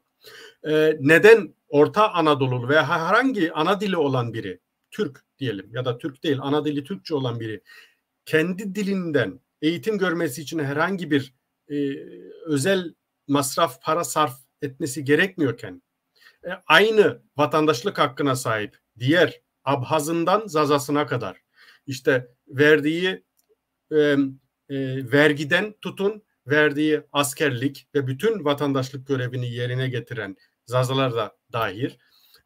Neden ben kendi dilimi, yani kendi çocuğumun, torunlarımın dilini ya da kreşlerde, okullarda eğitim görmesi için insanın en doğal hakkını, o hakka sahip olması için neden ben cebimden özellikle masraf vermekte, yani neden bir şey sarf edeyim, para ödeyeyim? Yani ilk bence bu konuda yapmak lazım ve platformu Zazaki zamanında bence bu çok iyi bir adım da Hıdır Hocam. Hani meclise gidip Zazaca şahsında bütün, yani diğer tehlike altında olan dillerin, öyle bir dilin var olduğunu işaret etti ve bunun çözümü de aslında devletin de teşvikiyle, hatta tabii ki zorlamadan, insanları biz siyasi açıdan sıkıntıya girmesinden yana değiliz ve bu Türkiye'de zor bir durum. Yani anayasayı zorlamadan da olsa bunu seçmeli değil de mümkünse ikinci, yani ana dil olarak zorunlu bir dil hale getirebilir miyiz? Eğer bütün bu talepleri devlet reddediyorsa ve zaten hukuki açıdan sahip değilsek, o zaman derim ki ben de hazırım. Bir proje bu şekilde, mesela Tevfik Şahin arkadaşımızın da İsviçre'de onun önderliğinde olan çok proje gerçekleştirildi. Fakat dar bir çevrede kaldı. Bu konuda benim de, Yaşar Hoca'nın da kitapları çıktı. Zaza Der'in de katkısı oldu, diğer derneklerimizin de. Yani böyle ama daha verimli bir proje oluşturulmasına ben de yanayım. Hani dediğiniz çerçevede. Sağ olun. Ben o isim hakkında bir şey söylemek istiyorum. Ben her gittiğim yerde objektif sordum. Yani ben demedim ki siz şimdi sen direkt şimdi bu Almanya'da şimdi bir Alman benim annemi dışarıda görürse derse Türk iş benim annem diyor ya. Yani çünkü bilmiyor. Şimdi bu insanlar Türkçeyi bizim tanıdığımız 70 yıl olmuş. Biz daha önceden kimse Türkçe bilmiyordu ki. Daha 90'lı yıllara kadar Bingöl'de biri Türkçe konuştuğu zaman ayıp diyordular. Yani bizim bölge bu şimdi son 20 yılda Erdoğan'la bu kreş mreşler açıldı. Asimilasyon bizim bölgede olmaya başladı. Bizde 90'lı yıllarda Türkçe biri konuşsaydı ayıptı yani. Bunu herkes biliyor. Başlamıştı 70-80'lerden sonra. Ama devlet ne kadar asimilasyon, Cumhuriyet, Atatürk yapmaya başladıysa da bizim bölgede başaramadılar. Çünkü bizim halkın %90'ı dışarıdaydı. Yani şehirde alışverişe geliyordu. Bir şey lazım olursa alıyordu, geri gidiyordu. Yani Türkçe bizde okulda konuşulan bir dildi. Bir de dairelerde, kurumlarda yani daire diyoruz, kurum diyorlar şimdi Türkiye'de. Ben bizim Bingöl doğumlu, benim teyzemin rahmetli kocası 1923 doğumlu. Onunla ben 20 saat röportaj yaptım. Bana diyordu ki biz küçükken diyordu biz kuruma gittiğimiz zaman bir tercüman vardı. O zaman biri demek Türkçe öğrenmişti. Tercümanlık yapıyordu. Çünkü anlaşamıyorduk, konuşamıyorduk. Yani daha 70, 80'li, 90'lı yıllara kadar öyleydi. Şimdi dairelerde, kurumlarda zazalar çalışıyor. Eskiden zazalar çalışamazdı. Şimdi çalışıyorlar zazalar, zazaca konuşuluyor. Yani ben gidiyorum görüyorum yaşlılar geldiği zaman oradaki gençler onlarla zazaca konuşuyor. Tabii asimile olanlar yok mu? Var mutlaka. Daha çok en çok asimilasyon bu şehirde doğup büyüyenler yani asıl şehirliler. Bunlar politikaya girenler. Yani okumaya başlayanlar. Şimdi benim anlamadığım şey Avrupa'da okuyanlar daha da zihinleri açılıyor. Her şeylerine sahip çıkıyorlar. Türkiye'de yani acayip bir farklı bilmiyorum kafa yapısı var bana göre. Okuyan kültüründen, dilinden, her şeyinden sırt çeviriyor. Yani yok sayıyor. Yani ben burada birini görmüştüm. Türkiye'den gelmişti. Diyordu ki aşiretlere küfür ediyordu yani. Yani yani O bizde işte zazalar uluslaşmadan kaynaklanıyor. Uluslaşma politikası. yani şimdi bu komünizm etki yaptı. Yani sosyalizm yani gerçek komünizm Ruslar komünizme sırt çevirmiş. Yani gerçek komünistler bizimkiler kendini kurtarmadan yani bir insan önce kendini kurtaracak. Kendini kurtaracaksın. Sonra çevrendekilerini kurtaracaksın. Sonra yavaş yavaş dünyayı düşüneceksin. Yani dünya bizi düşünmüyor, biz dünyayı düşünüyoruz. Yani öyle bir saçmalık olamaz. Ben şimdi bunu söyledim. Ben gerçek şeyime geleyim. Şimdi ben bütün Zaza coğrafyasında gezdim. Kars'a kadar gittim. Bütün Alevi Zazaları da gördüm. Ben Dersim'den dağılanlar yani 150 seneden önce, 200 sene önce gerçek orijinal Dersim'den dağılanları ziyaret ettim. Zara'ya gittim, kaldım 2 gün. Tokat'a gittim, kaldım 2 gün. Yani orada bir köy var, Zazalar da var, Kurmançlar da var. Kars'a da gittim. Bak Kars'takini ben anlatayım. Bana dedi ki, dedim siz Şimakura ben ise yani. Ben objektif soruyorum. Ben demiyorum ki sen Zaza mısın, Kürt müsün, Türk müsün, Arap mısın? Diyorum ki sizin bu konuştuğunuz dilin adı nedir? Siz ne diyorsunuz bana? Kars'ta bana dedi Mavane Zazaki yani. Mavane mi Zazaki dedi. Sonra ben dedim ki sonra ileride tekrar soruyorum. Kendinize ne diyorsunuz? Yani veya başkaları size ne diyor? Dedi Türkler bize Alevi diyor, Kızılbaş diyor. Ondan sonra bir köy vardı orada yakında. Onlar da Aleviydi. Ben dedim ki ya dedi ki dedim onun cevabı ben şansa geldi. Dedi ya Aiz Alevi ama Türkmeni. Türkmen dedi. Yani Türklere Türkmen diyorlar. Oradaki Kars'taki bir amca. Ses kaydı da var. Ben herkese benim yaptığım röportajların ses kayıtları, video kayıtları var. Biri bir gün benim karşıma çıkarsa derse ki ya ben sana inanmıyorum. Ben derim derim al amca ne diyor. Bir de ben demiyorum sen Zaza mısın? Sen Kürt müsün? Sen Türk müsün? Sen Arap mısın? Ben diyorum ki senin konuştuğun dilin adı nedir? Dersim'de yaşlıların hiçbiri bence yani Kırmançki bana demediler. Zonema diyorlar genelde. Bu kırmançlığı ben bilmiyorum 100, 150, 200 seneyi geçmez yani yeni bir şey. Çünkü bugün bir dersimde gördüm dedi ben kırmancım dedim konuşayım dedi biz her evvela konuşuyoruz Mazgirtli galiba. Yani onlar da kırmanç diyor ama Dersim'de ben bir yaşlı gördüm dedi bizim aslında biz Zaza diyoruz. Benim dedem Zaza Zazaki diyordu ama şimdi böyle diyoruz dedi. Yani o aslında bir halkın ismi değil yani o siz daha iyi bilirsiniz. Yani dini bir kimlik. Türk Alevisini de şimdi görürlerse kırmanç diyorlar. Kürt Alevisini de görürse kırmanç diyor. Arap'ı da görürse kırmanç diyor. Ama biz aynı dili konuşuyoruz, Zaza diyoruz. Şimdi Dersim'den fazla uzağa gitmemek gerek. Bingöl'le Dersim, Erzincan sınırında ben bir köye gittim. Ama röportajı Çığ merkezde yaptım. O köyden gelmişler, o köye de gitmiştim.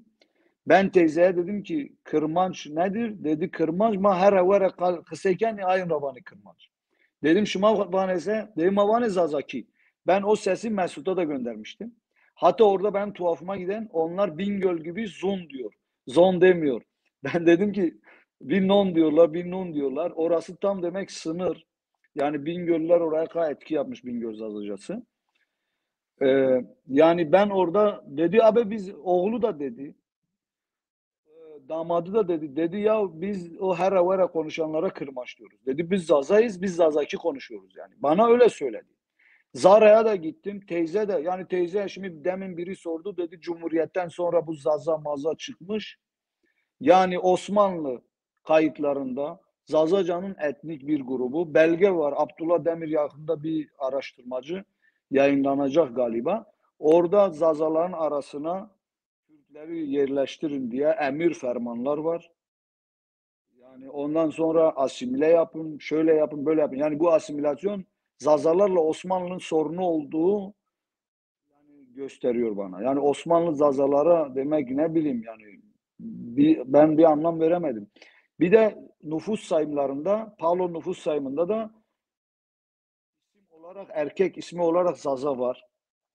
1300'lü yıllarda daha eskilerde aşiret ismi var. Şimdi diyorlar ha, aşiret ismidir. Tamam aşiret ismi Parsa. Farsların ismi de milattan önce 900 yıllarda aşiret ismiydi. Parsa aşireti. Yani İrani bir aşiret Parsa. Yani zaten isimleri herhangi bir yerden bir isim gelecek, konulacak. Şimdi Kırmanç ismini araştırırsam bilmiyorum. Ben bazen diyorum bu Kırmanç üzerine bir araştırayım. Bu kelime ne? Belki o Kırmanşah şehrinden almışlar isimlerini. Bilemiyorum ki ben. Yani İran'da bir şehirden, bir bölgeden isimler ya bir bölgeden alınır ya bir kişinin ismi olabilir. Mesela aşiret isimlerine bakarsak az aşiretinin anlamını bulamadım. Tavz aşiretinin anlamı bilmiyoruz. Ama bazı isimler var, aşiret isimleri Helan, isimden geliyor. Ama bazı isimler var, bölge ismi oluyor. Mesela Az bölgesi, Az aşireti. Loğlanlılar, Loğlan ne anlama geliyor ben bilmiyorum. Demin bir iki soru sordu İran'dan biri. Bu bilmiyorum onlara siz cevap verin. Ben bir İranlı yüksek lisans öğrencisi olarak Zazaların tarihi, halk edebiyatı, inançları, kültürü, onlara karşı siyasetleri hakkında araştırmak istersem nereden başlamam lazım? Birinci, bu konular üzerine hangi çalışmalar yapmış, hangi makaleler, kitaplar yazmış, bir öneriniz var mı?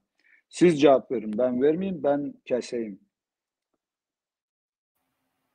Ben sadece kısa bir şey vereyim. Arkadaşın eğer Almanca ve İngilizce bilgisi varsa bu çok avantajlı olur. Çünkü Türkiye'ye maalesef henüz ulaşamamış çalışmalar var. Bunların çoğunu yazan da Dersimli, özellikle Dersimli ve Erzincanlı Zaza akademisyenler. Yani dil dışında bu dediğim. İşte Kahraman Gündüz Kanat, Kazım Aktaş,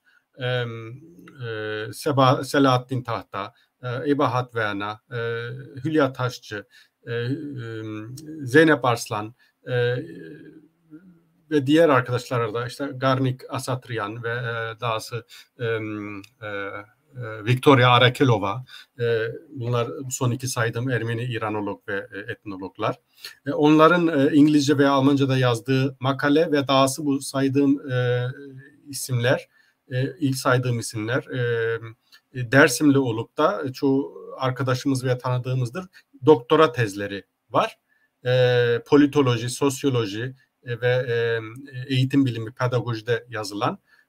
Orada Zazaların tarihi, kültürü, tarih konusunda henüz araştırılmaya muhtaç çok yön var. Yani herhangi bir şimdiye kadar tarihçimiz çıkıp maalesef bu konuda akademik açıdan bir şey getiremedi.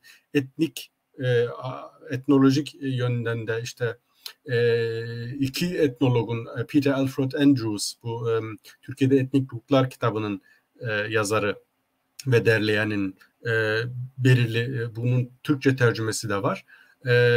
Hatta o Türkçe tercümesini de gönderebilirim arkadaşa. Ve Christina Kelbodro'nun de çok güzel bir yazısı var. Tabii bu dediklerimin her biri mükemmel değil. Elbette birinin diğerinin eksiklikleri var ama çok iyi ki ilk adımı atmışlar. Onları önerebilirim veya insanların kendilerini çıkıp işte saha çalışması yapıp, yani mesela bu Macer arkadaşının Hıdır Hocam da dediği gibi Gagan diye bir bütün Zazaların bildiği bir etkinlik vardı ve bazı yörelerde, hatta Pülümür, Ovacık yörelerinde de canlandırıldı son yıllarda, işte İstanbul'da ve yakında Macer arkadaşın da Antalya'da, Alanya'da canlandıracağı etkinliğimiz vardı. Diğer kültürel şeylerimiz vardı. Yaşlılarımızın, özellikle annelerimizin, nenelerimizin sabahları güneşe karşı çıkıp dua etmesi vesaire, veya Hızır orucu, 12 İmam orucu gibi ya da bahar bayramları vardı. Serneva, Kormuşkan veya Havdumal gibi. O konuda yapılabilir, yani daha araştırılacak çok konu var. Umarım bu konuda yardımcı olabildim. Şimdi şöyle, aslında sorular çok geliyor. Şeyde veriyor ekrana, Macir'de. Çok uzun olur bunlar aslında böyle. Şimdi şuradaki Kırmancı'ya dediklerinde benim bildiğim kadarıyla inanç, dikkat değil, aidiyet iç içe geçmiş diyor. Bu şuna götürüyor, işte böyle absürt şeye götürüyor. Yani Kırmancı'ya bellek gibi bir teze doğru götürüyor. O tezde de işte Dersim'deki Ermeni de, Dersim'deki Kürt de, Dersim'deki Çerkez de, Dersim'deki Zaza da, Dersim'deki bilmem kim de, hepsi birlikte Kırmancı'ya bellek oluyor. Peki onların dili ne oluyor? Onların dili de Kırmançki mi oluyor? Kırmançki Zazaca. O zaman Zazalar, bu mantığa göre Zazalar Ermenileri de asimile edecek, oradaki Ermeniyi de asimile edecek, oradaki Türk'ü de asimile edecek, oradaki Kürt'ü de asimile edecek, oradaki Çerkez'i de asimile edecek. Yani kendi dışındaki hepsine Kırmançki, madem ki hani Zazacadır, Kırmançki'yi dayatacak hepsine, çünkü Kırmancı'ya belek hepsi, çünkü Kırmancı olacak. Yani bu çok garip bir şey. İnsan yani sosyolojide de bunun yeri yok. Bunun yeri, yani toplum biliminde de yok, insan biliminde de yok böylesi bir şeyin yeri. Yani siz Zazaca konuşuyorsanız Zazaca konuşuyorsunuz. Öteki eğer Türkçe konuşuyorsa Türkçe konuşuyordur. Öbürü Kürtçe konuşuyorsa Kürtçe konuşuyordur. Yani bunların hepsine birden Kırmançki diyemezsin. Yaşar Hoca'nın dediği gibi bizde daha çok namaz kılmayan, Ramazan orucu tutmayan, ister Türk olsun, ister Kürt olsun, ister Arap olsun, ister Çerkez olsun, Kırmazdır. Kırmaz der ona. Yani bunu biraz Alevi babında kullanmış. Alevi bağlamında kullanmış. Bu da son 200 seneye ait bir şey. 150-200 yıllık bir olaydır. Onun öncesinde yok. Osmanlı'nın Zazalarla evet bir sorunu var. Az önce Yaşar Hocam onu aslında işaret etti. Çok derin bir sorunu var ve bu sorun ta şeyden beri gelir. Yani Akkoyunlulardan tutun Safevilerden beri gelen bir problemdir Osmanlı'yla. Osmanlı o dönemde Kürt'le müttefiktir. Biraz önce bahsettiğin Abdullah Demir'in getireceği belge şudur. İşte Palu, Bingöl, Dersim arasına yerleştirilen nüfus vardır. Kürtler getirilip yerleştirilmiştir. Kuzeyde yine Tilik bölgesine yine yerleştirilen bir Kürt nüfus vardır. Yani Osmanlı'nın, bir bitireyim, Osmanlı'nın bizzat Kürt bölgelerinden, ta Urfa'dan alıp getirip o Zazaları bölmek için, ayrıştırmak için, onlar kanalıyla asimile edebilmek için serpiştirdiği Kürt nüfus var. Bu tarihi araştıran herkes bunu çok net biliyor ve çok net görüyor bunu. Bitiriyorum Yaşar. Osmanlı'nın Zaza'yla olan problemi derin bir problem. Böyle sıradan bir problem değil. Osmanlı Diyarbakır'a girdiği vakit Diyarbakır'a kızılbaş vergisi koyuyor. Yani şu anda git Diyarbakır'da kaç tane kızılbaş var? Allah. Sonra Buyur Yaşar, buyur. sen zaten şu an ben Çermik'te araştırmaya gitmişken bundan 4-5 sene önce orada Grand Otel var, bu Ramazan Yıldızgül'ün. O otelde kalıyordum. Orada biriyle tanıştım hamamda. Bu germe sıcak şey. Dedi ki bizim akrabalarımız var. Böyle, dedi nerelisin? Bingöllüyüm falan. Ben söylemiyorum nereden geliyorum, ne için geliyorum. Orada öyle çünkü biliyorsunuz. Bir kere askeriyeyle sorun yaşadım. Beni götürüyordular. Mutki'de zor kurtuldum. Ondan sonra bana dedi ki ya bizim akrabalarımız var Karlova'da dedi. Viranşehir'den gitmişler. Gittikleri 100-150 sene ancak var dedi. Yani şu an git oradakilerine sor. Oradakiler de nereden geldiklerini biliyor yani. Ama sen gelsen bizim köyde birine sorsan diyor bizim köy dedemin teyzesinin oğlu bundan birkaç sene önce öldü. Diyor ki Cumhuriyet Kurulu'nda ben vardım diyor. Cumhuriyet Kurulu'nda diyor 3-4 yaşındayım diyor. Yani diyordu ki bizim köyü 7-8 sefer yakmışlar. Yani bu Osmanlı zamanında bile yakılmış. Yani şimdi değil. Diyor ki yani 700-800 senedir bana anlatılanları ben biliyorum bu köyün var olduğunu. Yani şimdi bizim köyü Doğu'dan biri diyor ki diyor kuş isminden geliyor. Biri diyor ayran vermek için. Ama Doğu'dan İran'da bir isim, yani isim olarak da var. Bölge ismi var, isim var, erkek ismi ben biliyorum Doğu'dan. Yani Osmanlı'nın 16. yüzyılda vergi şeylerinde Doğu'dan aşiret olarak geçiyor. Ama şu an aza bağlı. Bizim aşirle işte birbirleriyle evlenmişler. Dilde de çok az fark var. Bizim bölgede az bölgesi sayılıyor. Doğudan bölgesi. Benim babam Doğudanlı. Annem Bingöl'ün yerlisi. Bingöl doğumlu. Yani benim demek istediğim bazı aşiretler de yok olmuş. Yani Desiman aşireti gibi. Yani parçalanmışlar, ayrılmışlar yani. Onu demek istiyordum yani. Ondan sonra o zaten o araya geçilen hat o zaten Varton'un oradan başlıyor. Bingöl'ün kuzeyinden ta şeye kayıyor. Karakoçan'dan geçiyor. Gidiyor yani çok uzun bir hat değil. Çok ince bir hat. Yani tek tük köyler var ha böyle fazla yani mesela ama dağlık bölgelere yerleşmemişler. Genelde ovalık yerlerde fark ediyordum. Mesela Hani'den başla Karlova'ya kadar Kurmanç köyü yok yani. Orayla oranın arası hemen hemen diyelim ki havadan çekersek 150 kilometre vardır benim bildiğim. Yani hava uç. Yani tek Kurmanç köyü yok benim bildiğim yani. Yani sonradan dağılma başlamış. Şimdi Diyarbakır'ın nüfusuna da bakarsan Diyarbakır şimdi %50 Zaza, %50 Kürt diyoruz da git oradakilerine çoğuna sor Mardin'den gelme, Hakkari'den, Şırnak'tan gelme. Yani ama Diyarbakır'ın ilçelerine bakarsan Kulp'u şimdi saymıyorum. Lice'nin ve Kulp'un alt tarafını. Oranın dağlık bölgeleri Zaza. Zaten alt tarafı zamanında orada Ermeniler, Süryaniler varmış yani 120-130 sene önce. İlçelere bakarsan Piran ismi Zazaca, Hani ismi Zazaca. Yani Zazaların olduğu yerde. Yani gerçeği konu Piran bir köy şeyde de var.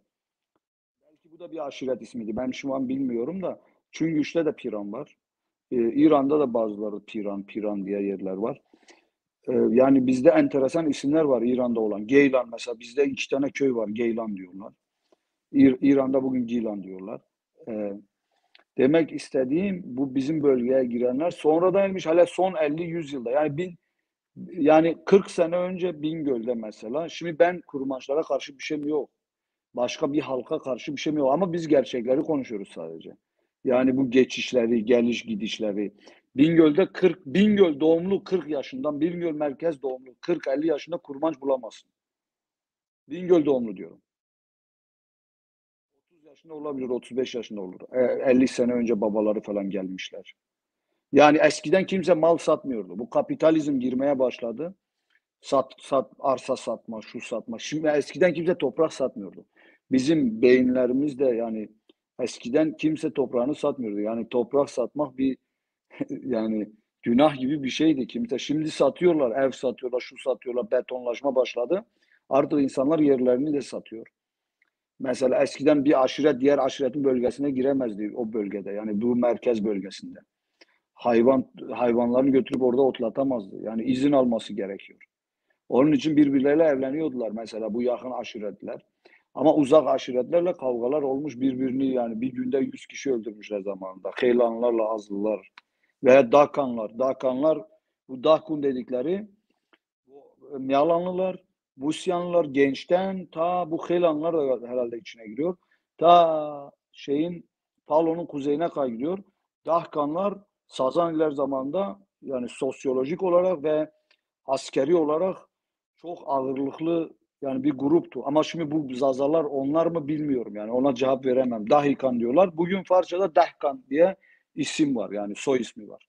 Yani muhtemelen olabilirler. Çünkü bizim Yalanlılar biliyorsun fenadırlar. Çok kavgacıdırlar. Yani tarihten gelen şey onlarda. Ma az gureme kediye yani şuma devam edeyim. Az ita gaşları. Burada galiba Hıdır Hocam'a bir şey yönlendirilmiş de arkadaşlardan yani yazan dinleyicilerden ricam olacak yani belirli halkları hedef alan ve genelleştiren yorumlarda bulunmasınlar. Yani diyelim ki Zazalar adına da bugün kalkıp siyaset yapmaya çalışan ve bu konuda çok yanlış hareket eden arkadaşlar da var. Veya bir kurum adına iddia edip de bunu Zazalara mal eden arkadaşlar olduğu gibi Kürtler adına da Ermeniler adına da bu konuda hata yapan insanlar olabilir ama genelleştirmeyelim lütfen. Yani bu konuda dikkatli olalım yorumlarımızda. Çünkü amacımız ayrıştırmak değil, birleştirmek ve bütün halklar arasında var olan kültür birliği, sevgiyi korumak. Burada zannedersem İlhami Çağrıtekin bir arkadaş bir soru sormuş. Bu üç önemli Zaza akademisyenini bulmuşken bir soru da ben sorayım. Zazaların demokratik hakkını ve de Zazaların reklamını en çabuk ve en etkili Zaza Vakfı mı yapar, Zaza okulları mı yapar, Zaza dernekleri mi yapar yoksa Zaza Partisi mi? Bunu belki çünkü Yaşar Hoca ile ben Almanya'da yaşıyoruz ve burada yetiştik. Doğmadıysak da belki Hıdır Hoca bu konuda şey yapabilir. Yani bu soru şeye de gidebilir hani benim dediğim bu bilinciliği, farkındalığı yani Hıdır Hocam da belirttiği en etkin şekilde nasıl yayılır ve medya da bu konuda aslında çok önemli bir araç. Yani biz burada Yaşar Hocam dediği gibi bugün Facebook'ta veya YouTube'da önemli bir taban da olsa ama herkese bütün Zazalara ulaşacak ya da Zazacayla ilgilenen, Zaza sorunuyla da ilgilenen arkadaşlara ulaşılacak imkana sahip değilsek ama bunu nasıl yani daha genişletebiliriz ve İlhami arkadaşın belki dediği şey de olacak. Bunun etkisini yaygınlaştırıldıkça işte farkındalığı, Zazacanın bir dil olduğunu, bu dilin korunmasını, dille birlikte kültürünün, varlığının, kimliğinin de korunmasını nasıl etkin kılabiliriz? Yanlış anlamadıysam umarım. Ya yani eğer benim cevaplamamı istiyorsan onun cevabı şu. Bütün sivil toplum örgütleri değerli, bütün kurumlar değerli aslında. Her bir kurumun farklı da görevleri vardır, işlevleri vardır. Onları birbirinden ayırmak gerekiyor. Yani şimdi dil üzerinde dernekler daha çok çalışır. Eğer mesele dilse, dil üzerinde dernekler daha aktif çalışır. Yani parti öyle değil. Parti siyaset yapar. Parti ne yapar? Parti Zaza halkına Zaza farkındalığını Zaza halkında yaratır. Zaza bilincini geliştirir. Zaza politikalarına yön verir. Ama dernekler dil üzerinde çalışmalar yürütebilirler. Çünkü artık Türkiye'de kurulmuyor. Yani Almanya'da mesela sizin kurduğunuz gibi Zaza Enstitüsü kuramıyorsunuz. Yani Türkiye'de öyle bir kurum kuramazsınız. Kimse size müsaade etmez öyle bir kurum. Ancak adında dernek olursa kurabilirsiniz.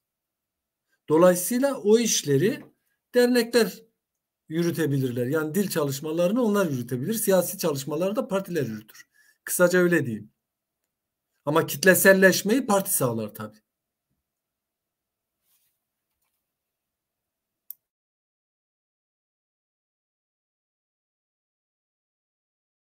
Evet, Macir, söz sende. evet. Çok değerli hocalarım, saygıdeğer hocalarım. Gerçekten bir daha ortaya çıktı ki Zaza aydınları her gün tartışmalı. Biz yaklaşık kaç saat oldu? Çok oldu 3 3 saat. saattir bir program yapıyoruz. Sorularımız çok fazla. Benim hepinize bir sorum bu nedenle olacak. Kısa kısa cevaplar verirseniz programı toplayalım diyorum. Ben mesela tabii ki halkın içindeyim. Hıdır hocam başta ne dedi? Dedi siz çocuklar ana babalarını asimile ettiler. E, Aynı şekilde bugün çocuklar yine ana babalarını geri asimile edebilirler. Şimdi ben bunu kendi yaşamda sürekli Zazaca çok önem verdiğim için gittiğim her yerde insanlar artık bana Zazaca merhaba diyor. Yani kimse bana Türkçe merhaba demiyor. Ya da benim bulunduğum ortamda Zazaca konuşmaya çalışıyorlar. Bu çok önemli. Yani dolayısıyla her birimize ayrı ayrı görevler düşüyor. Herkes önce kendini diline sahip çıkması gerekir ve yazması gerekir. Benim gibi çat pat da olsa yazması gerekir diye düşünüyorum. Sorum şudur. Zazalarda biraz bireycilik yok mudur hocam? Yani Zaza aydınları çok dağınık. Herkes kendi köşesinde haklı. Yani her dört hocama da bu soruyu yöneltiyorum. Zazaların birlik sorunu yok mudur? Bu dağınıklığın nasıl ortadan kaldırabiliriz? Bu konuda düşünceleriniz var mı? Şimdi en büyükleri ben olduğum için önce ben konuşayım. Evet. Şimdi geçmişten beri şöylesi bir şey var. Yani ben işte 65 yaşına girdim. Bunun en azından 65 yaşın bir 45 yılını gayet iyi bilirim. Hatta 45 az bile, daha fazlasını gayet iyi bilirim. Zazalar hep başkasına çalışmış. Hep başkasına hizmet etmiş. Kusura kalmayın ama benzetme belki biraz ağır olacak. Başkasının kapısında canhıraş çalışırlar. Ama kendi kapısına gelince arkasını dönerler. Böyle bir bilinç oluşmuş Zazalarda esas olarak. Yani ister sol örgütlere bakın, ister sağ örgütlere bakın, isterse İslamcı örgütlere bakın. Hepsinin lider kadroları Zazalardan oluşuyor neredeyse. Hepsinde en uçta yine Zazalar vardır. Yani solda bakarsın ölen Zazadır, sağda bakarsın ölen Zazadır. İşte Elazığ'da Tunceli solcuyla Elazığlı sağcı kavga etmiştir. Elazığlı sağcı Tunceli solcuyu bıçaklamıştır. Bakıyorsun ikisi de Zaza. Şimdi başkasına çok iyi çalışırlar. Kendine gelince kendine çalışmakta bir türlü beceremezler. Bunun sebebi de başkasına çalışma kültüründen kaynaklanıyor. Ondan sonra da her biri kendi başına bir komutan oluveriyor. Yani iki kelime eden biri kendini bir şey zannediyor. Ben diyor, benden başkası yok. Kendi kendimize payeler vermeye başlıyoruz. Birdenbire birimiz Zaza Konseyi Başkanı oluyor, birimiz Zaza Ulusal Başkanı oluyor, birimiz bilmem ne oluyor falan oluyor, bevan oluyor. Böyle olunca Zazalar elbette bir araya gelemiyor. Şimdi bir kurum olacaksa o kurumu insanlar birlikte oluştururlar. Ben İstanbul'da Zaza Deri kurmaya çalıştığımda 12 kişiyi zor buldum. Fahri abiyi Antalya'da buldum. Fahri Pamukçu'yu. Mehmet Eser'i Ankara'da buldum. Anlatabiliyor muyum? Kendim okul müdürüyüm. Kendi sekreterimi buldum. Onu koydum. Nazmiyeli kız. Kendi eşimi koydum. Ablamı koydum. Yengemi koydum. Bu şekilde 12 kişiyi bulabildik. İşte Mehmet Tüzün hocam var, bilir. Hüseyin Polat var, bilir. Kemal Batur var, bilir. Yani Sinan Yıldız var, bilir. Yani o dönemde 12 kişiyi zor bulup bir araya getirip İstanbul'da Zaza Deri kurmuşuz. Niye? Çünkü bizde ego çok yüksek. Ego tavan. Başkasına çalışıyoruz, kendimize gelince ego tavan. Anlatabildim mi? Yani bunu ortadan kaldırmamız lazım. Bunu kaldıramazsak nafile. Ben Ovacık'ta çocuklara Zazaca kurs verirken İstanbul Zaza Der adına verdim. Gidip Ovacık Kaymakamlığına İstanbul Zaza Der adına müracaat ettim. Kurum adına müracaat ettim. Kaymakam bana dedi ki Hıdır hocam sen emekli öğretmensin, sen git ver Ama şu kurumu çıkar aradan. Yeni bir dilekçe yaz getir, hemen sana müsaade edelim. Yok dedim. Ben çünkü Zaza Derin insanıyım. Oranın bir elemanıyım. Ora adına bu kursu ancak verebilirim. Siz benim bu dilekçemi kabul edeceksiniz. İlk gidişte onaylatacağım yerde 5. defada zor onaylatabildim. Ama Zazader adına onaylattım. Ama bizim arkadaşlar öyle değil ki. Ben başkanım diyor. Herkes bana tabii. Gelin bana diyor. Ben yönlendireceğim sizi. Ben söyleyeceğim. Kardeşim senin ağzını 2 kelime laf bile edemiyor. Nasıl olacak o iş? Olmuyor. Birlikte çalışacaksın. Önce bir yerde hizmet edeceksin. Hizmetçi olacaksın. Bizim kültürümüzde de bu böyledir. Yani hamsın, pişersin, olgunlaşırsın, tam olursun. Ben öyle düşünüyorum. Sağ ol. Evet, çok sağ ol Hıdır Hocam. Mesut Hocam, siz bu konuda ne düşünürsünüz? Yani Hıdır Hoca zaten çok çoğu sorulara güzel bir şekilde yanıt verdi. Benim çok fazla ekleyebileceğim bir şey yok. Yani ben yani dil bilimci olarak dil açısından yapabileceğim şeyler varsa yaparım, akademik olarak, katkı olarak, ama tabii ki insan olarak da bir katkım, bir şeyim var, bir görüşüm de var. Bir duygusal bir bakış açım da var. Çünkü ben her ne kadar köyde büyümediysem de bu dilin evde konuşulmasıyla bana işte diyelim ki evladını seven bir anne verdiği dualarla, dileklerle, o şeyle, o sevgi, yani kültür, sevgi o şekilde bana bir şekilde hep iletildi ve bu gibi değerlerimizin her bir kaybı insanlıktan da bir kayıptır. Her bir kelimenin, her bir deyimin, her bir cümlenin de kaybı bizim bir kaybımızdır. Çok kaybımız oldu, fakat buna rağmen birçok diğer halkların ait olmadığı, ister devlet dili olsun, ister devlet kurumu veya güçlü örgüt olsun, bunların hiçbirine sahip olmamamıza rağmen yine de bu dili, bu kültürü ayakta tutacak bir potansiyele sahibiz. En azından bir arşive, bir bunu halk arasında tekrar yaygınlaştırmaya, dili de öğretmeye sahibiz ve mümkün oldukça kullanmamız gerek. Ve bunu yaparken de kesinlikle zaten diğer halkların şeyiyle birlikte, zaten Hıdır Hocam dediği gibi, Zazıların sadece, yani bu şey gerçek var. Biz şu an misak-ı milli denilen sınırlar içinde yaşıyor. Yani dahası insanlarımız, ben değil de, ve Türkiye'nin gündemiyle, gerçeğiyle karşı karşıyayız ve bunu değiştirmemiz elimizde değil. Bunu diğer halklardan da, yani bu konuda zaten şeyin tehlike altında diller gibi kurumların da Zazader'in güzel, çok değerli bulduğum çalışması var. Birlikte seminerlerin olduğu veya masal okunduğu veya çok farklı şeylerin, faaliyetlerin olduğu. Bu şekilde ancak güçlenilebilir. Tabii ki her halk kendi diliyle örgütlenmesi gerektiği için bu halkın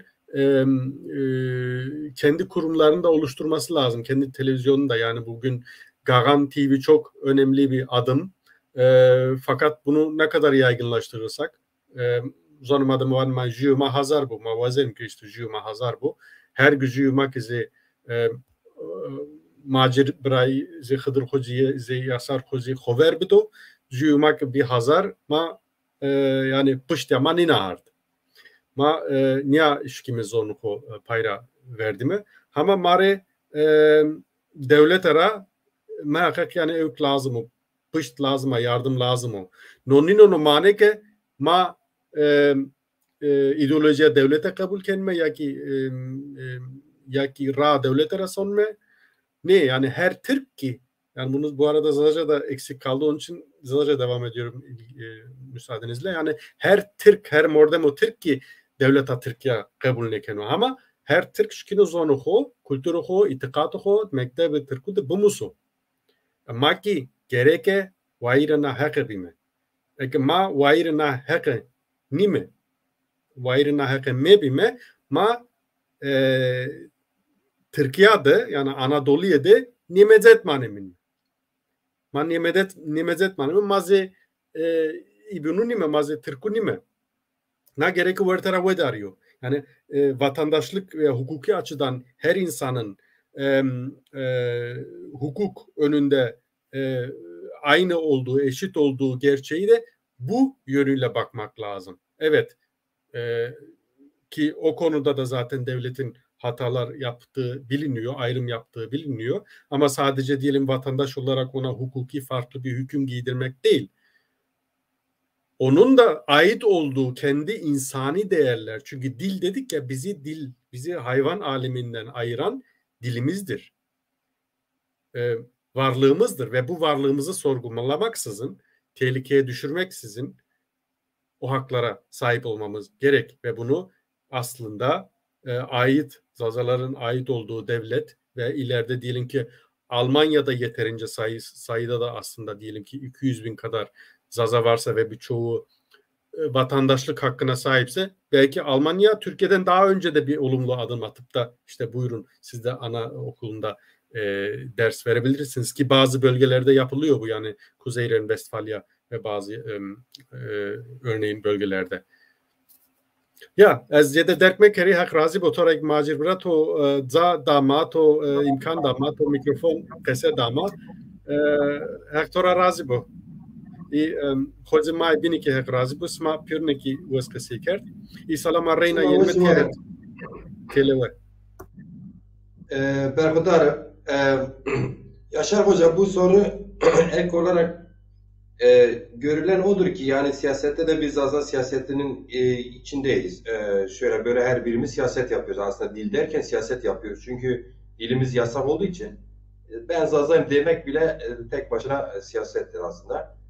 Şimdi benim gördüğüm kadarıyla pratik içinde Zazalar tek bir konuda birlik olabiliyor. O da dil. Dile önem verildiğini görüldüğü zaman yani bu siyasi parti de dahil içinde. Gerçekten hani siyasi partiysen diyor ya sen siyasi partisin, açıklamaların Zazaca değil, konuşmaların Zazaca değil, bu eleştiriler var. Eğer ki bunu bir siyasi parti buna önderlik yaptığı zaman gördüğüm yerde Sünnisiyle, Alevisiyle, Hanefisiyle, Şafisi, Zazalar bir oluyor. Aslında bu bana göre çok da önemli. Çünkü ben şimdi Hıdır Hocam'la, Mesut Hocam'la konuştuğum zaman ben Merkez Zazaca'yla soru soruyorum. Onlar Kuzey Zazaca'yla cevap veriyorlar. Bizi dinleyen hem Kuzeyli, hem Güneyli, hem Merkez Zazalı her birimizi %80 anlayabiliyor ve orada bir aidiyeti gelişiyor. Yani böyle bir Zaza oluşu gelişiyor. Bak işte tamam diyor. Ama biz hepimiz bunu Türkçe savunduğumuz zaman da ya işte siz siyaset yapıyorsunuz. Zazaysanız o zaman Zazaca bunu yapın. Ağırlık verin. Açıklamalarınızda, kendi aranızda, programlarınızda falan. Tabii ki istisna. Biz asimile olmuşuz. Biliyorsunuz Cumhuriyet'ten bu yana. Kılıf Hocam söyledi. Osmanlı'nın son yıllarında bütün milliyetçi partilerde kendi ana dili savunması vardı. Bugün Zazalar kendi ana dilini mücadelesini veriyor. Bu halen de hoş karşılanmıyor. Herhangi bir parti tarafından hoş karşılanmıyor. Kaldı ki ezilenlerin mücadelesini verdiğini iddia eden Kürt hareketleri de orada böyle hemen böyle bir takoz koyuyorlar. Şimdi programda izleyicilerimiz arasında işte diyenler var, Bingöllüler arkadaşlar var, yakından tanıyorum.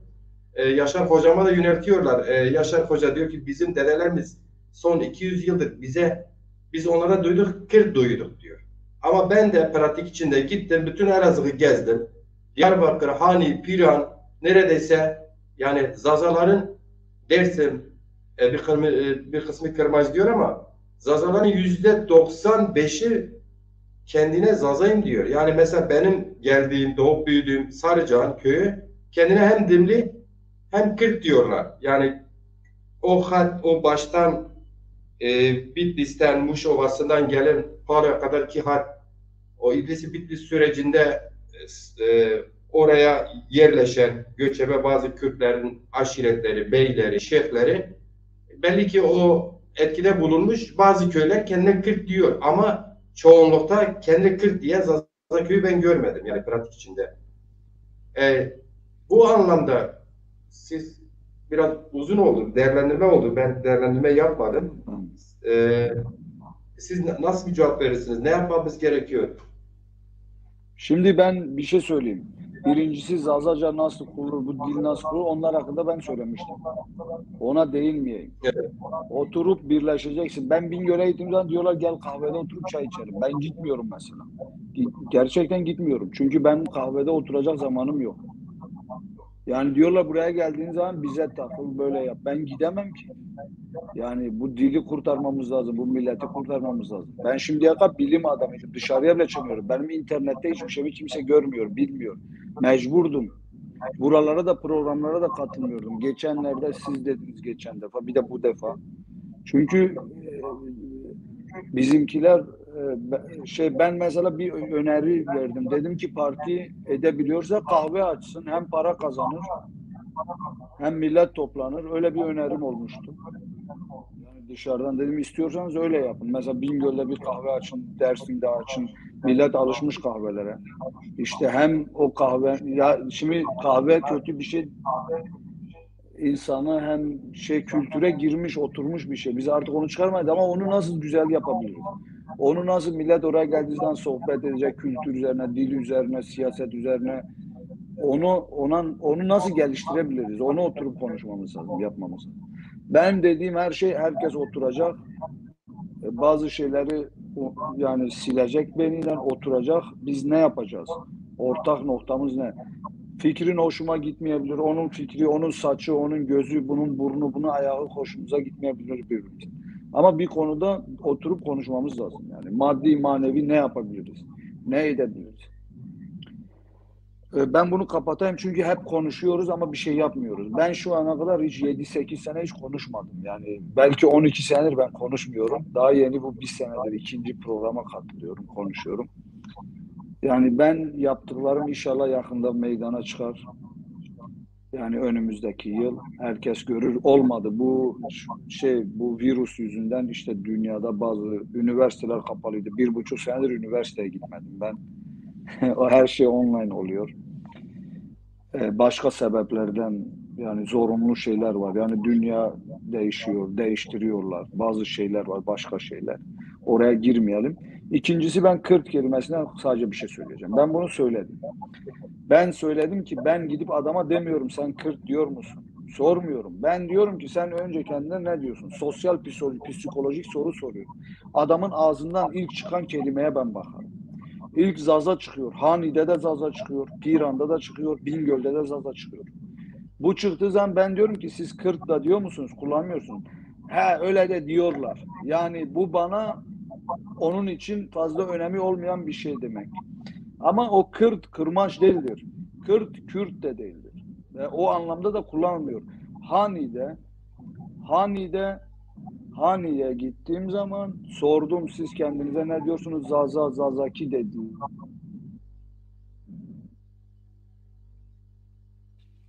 Dedi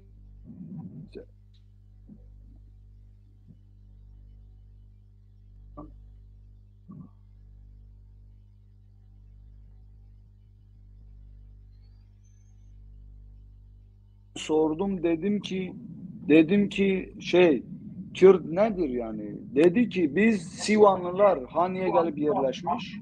Yani başka yerden gelmiş oraya yerleşmiş. Ses kaydı var. Kim istiyorsa gönderebilirim. Zaza olan veya başka Sivan'dan buraya gelen yerleşenlere biz onlara Kürt diyoruz. Bunu bana bir adam söyledi. Yani ben demiyorum yoktur ama nerede vardır? Her yerinde yoktur. Bazı yerlerde vardır. Bazı bölgelerde vardır.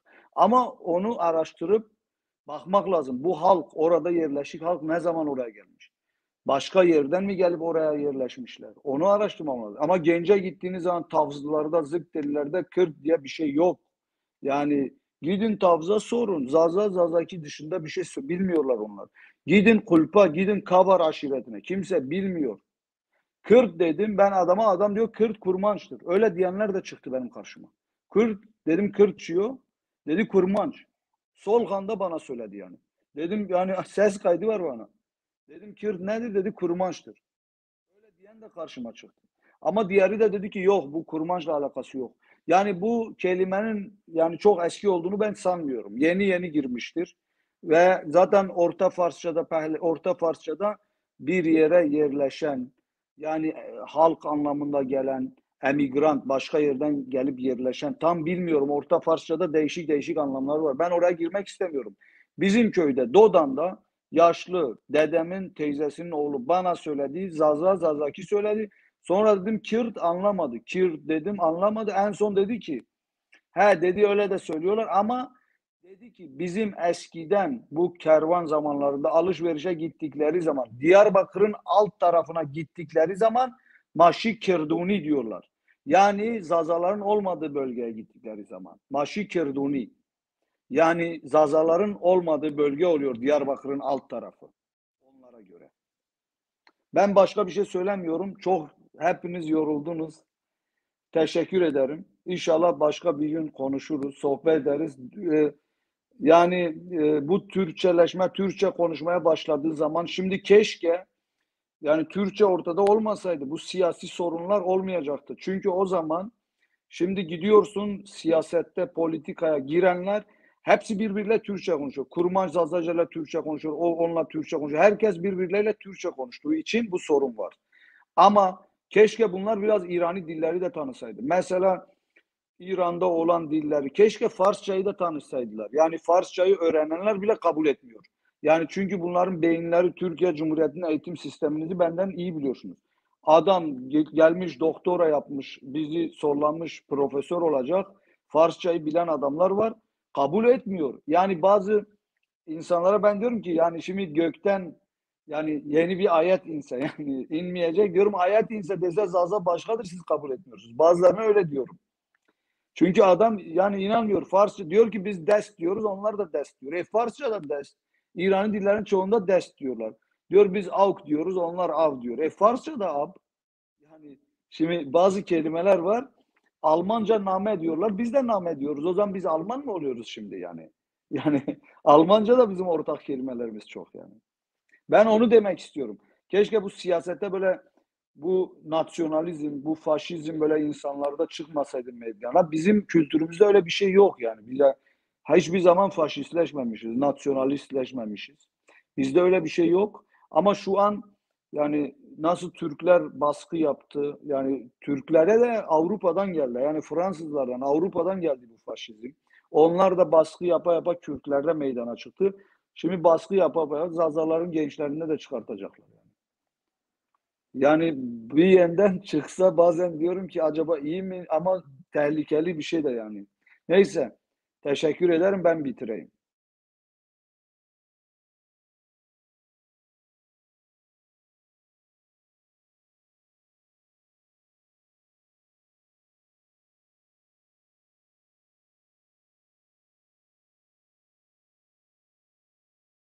Majir bra, vengi tonino. Majir bra. Mikrofon tu. Evet. Herhangi bir hocamız bir şey ekleyecek son sözü varsa ben alayım, yoksa ben toparlayayım, kapatalım.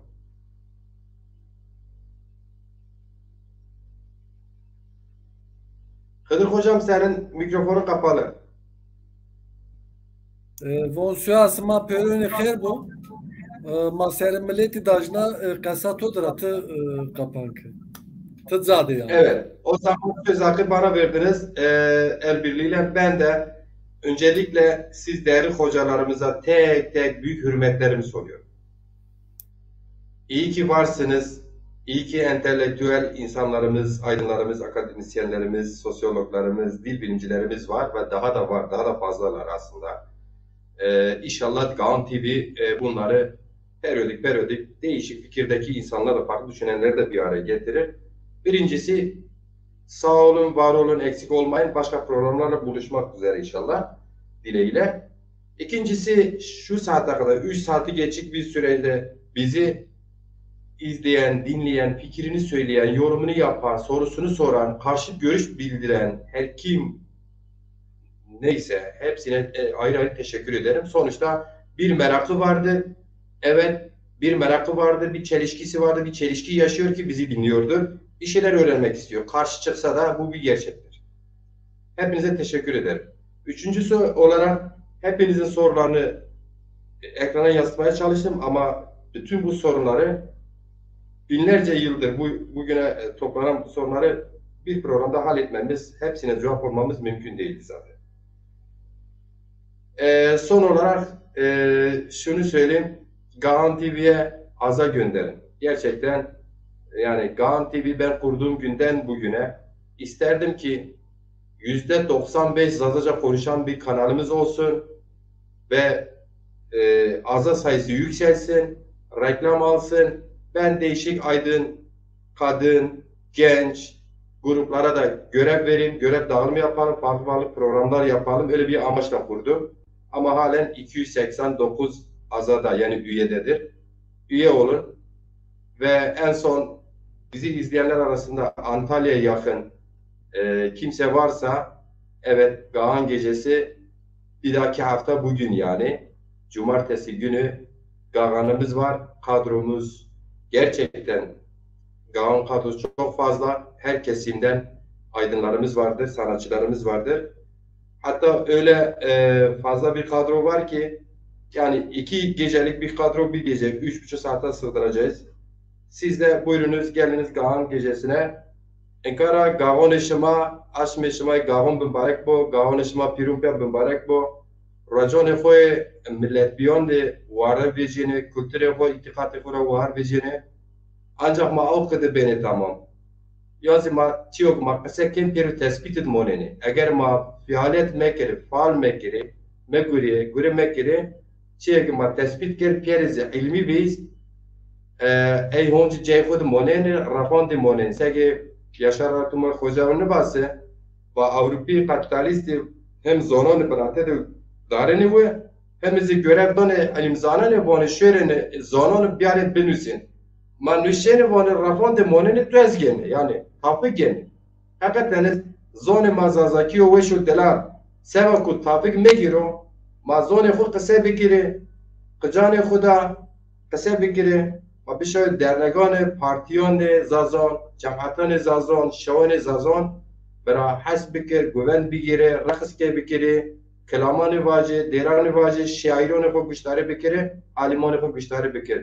شما پیروپیا و شوار به حرمت کنا، سوی شما بیا نمیشو، سوی شما ماشون دست بکر، اگه بی نمیشو، سوی شما وسبو، کم ساعت این پروگرام، کم روز، کم سر، سر ازواج بمره او وقتی زازا بو انشالله او وقتی زازا بجیو او وقتی وقت رندو دلال بو ما بخیر